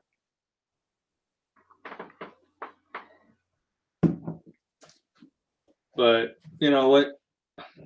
When it comes to pedophilia, I think real psychological help can do some serious work about it. You know, I'm really gonna send you the link after we hop off of here. Okay.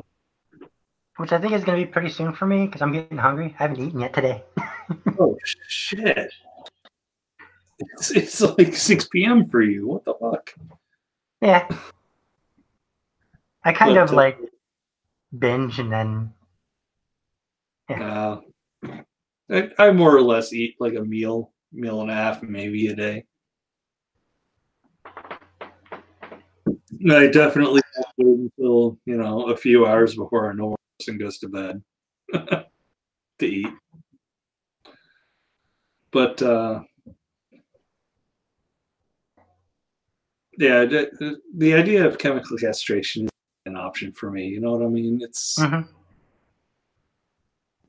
I just look at the negative impacts of what it does versus, you know, actual psychological help, because that's what's helped me in the past is actually talking to a psychologist, you know, and I got much more help from like speaking long term, I've gotten more help from a psychologist than taking medication, and I definitely don't want to dissuade anyone who is watching this later on from taking medicine to help, because there was a point where I needed medication to level myself out immediately before bad shit happened. Mm-hmm. And I brought this up earlier with spending a week in a mental health ward.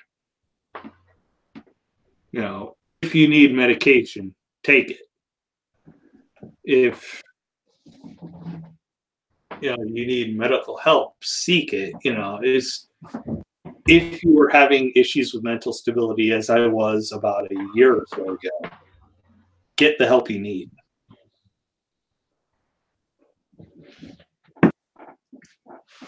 Because, and I know in America it is a steaming pile of shit when it comes to getting actual help. But if you need it, it's worth it. If it involves you extending your life by 80 years, it's worth it.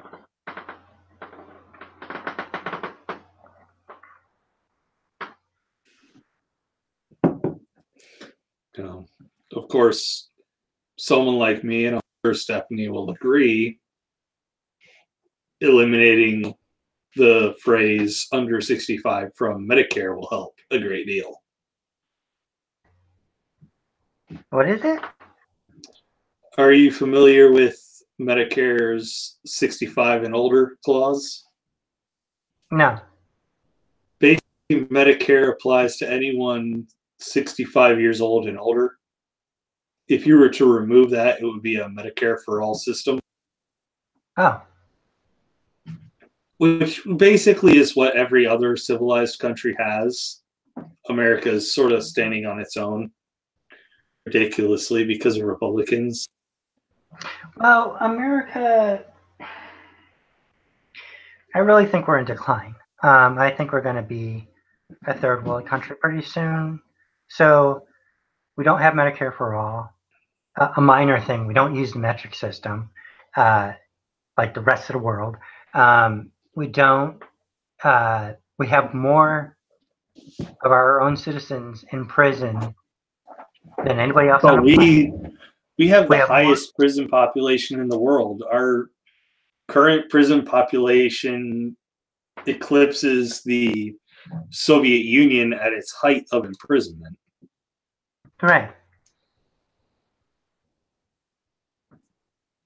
Yeah, I mean, I think this time around in history, we're the fascists. We're the ones that are gonna start some shit, and then we're gonna decline and fall from power. Right now we're definitely on the wrong side of history. I can't argue with that.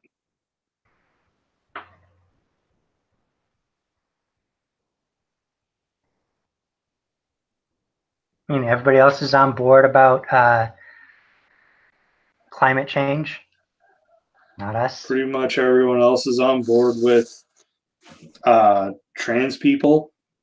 That's not so true, but First world, for the most part, there are a lot of exclusively true. That are less dangerous for trans people to live. Well, yeah, I mean, if you're talking about Europe, a lot of places are safer or less unsafe for trans people, but because of if you look at the Middle East, I mean, I was looking at Atheist Republic's Twitter earlier, and like this was probably the kindest thing that could possibly happen in the Middle East, but few trans was it trans men or trans women? I can't remember. Either way, trans people were hosed down with a fucking fire hose in a cleansing ceremony. So yes, there are places that are more unsafe than America, but like if you look at Europe, it's much safer. Well, the thing that is in common though is that the places where it's less safe than America are also highly religious societies. Well, for the first world, America is a highly religious society. It is.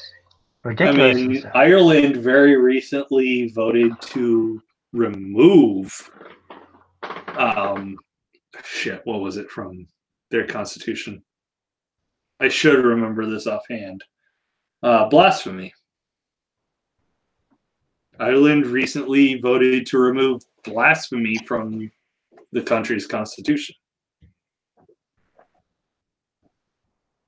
So probably the most religious country in Europe, at least when it comes to Catholicism, voted to once again buck a bit of religious authority and remove it entirely from the Constitution.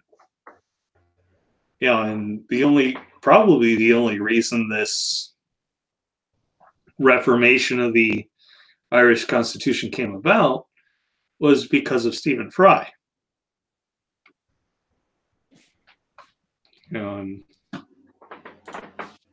Anyone watching, I will do a quick search on YouTube to get the link I'm referencing as soon as my internet catches up.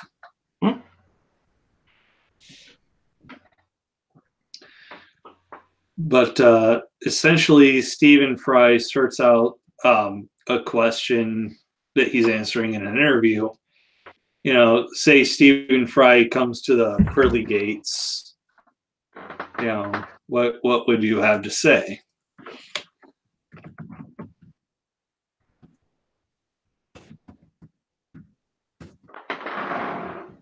Stephen Fry blasphemy.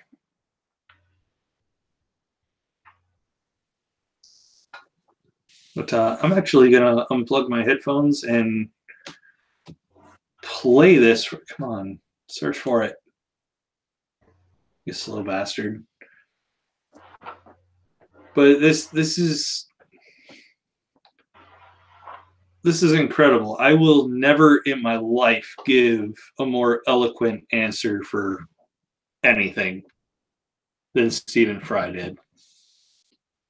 So I'm going to unplug my headphones and I'm going to play it real quick so everyone can hear it. Hopefully this is what I'm looking for.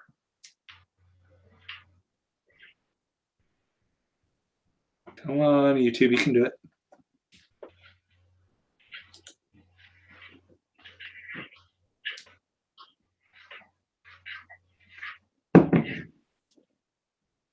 There we go. Suppose what Oscar believed in as he died, in spite of your protestations, suppose it's all true, and you walk up to the pearly gates and you are confronted by God. What will Stephen Fry say to him, her, or it? I will basically, that is theodicy, I think. I'll say, bone cancer in children? What's that about? How dare you? How dare you? How dare you create a world in which there is such misery that is not our fault? It's not right. It's utterly, utterly evil. Why should I respect a capricious, mean-minded, stupid God who creates a world which is so full of injustice and pain? That's what I'd say. And you think you're going to get in? No, but I wouldn't want to. I wouldn't want to get in on his terms. They're wrong. Now, if I died and it was Pluto, Hades, and if it was the 12 Greek gods, then I would have more truck with it, because the Greeks they didn't pretend not to be human in their appetites and in their capriciousness and in their unreasonableness. They didn't present themselves as being all-seeing, all-wise, all-kind, all-beneficent. Because the God who created this universe, if it was created by God, is quite clearly a maniac, utter maniac. Yeah. I'm sure now you recognize the Stephen Fry bit.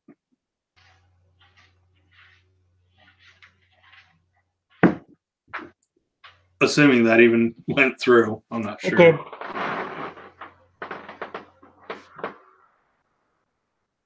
Seth? Yeah. Okay. Did you hear the whole Stephen Fry bit? I caught part of it. Okay. Well, But I've heard I it before. posted it in the chat, and anyone who's curious can check it out. But I think I'm going to sign off. You're going to sign off? Yeah, I'm hungry. I can't say I blame you. Thanks for having me. Yeah, thanks for coming on, Steph. And I will talk to you in our other chat. Yep, Bye. I actually sent you a link to the Stephen Fry bit, so if you want to listen to that. But Okay. yeah, I'll talk to you later. Bye. See ya. Everybody, that is actually going to do it for this one. This went considerably longer than I thought it would, but I'm actually kind of glad it did. So I will see everybody later. Have a good one.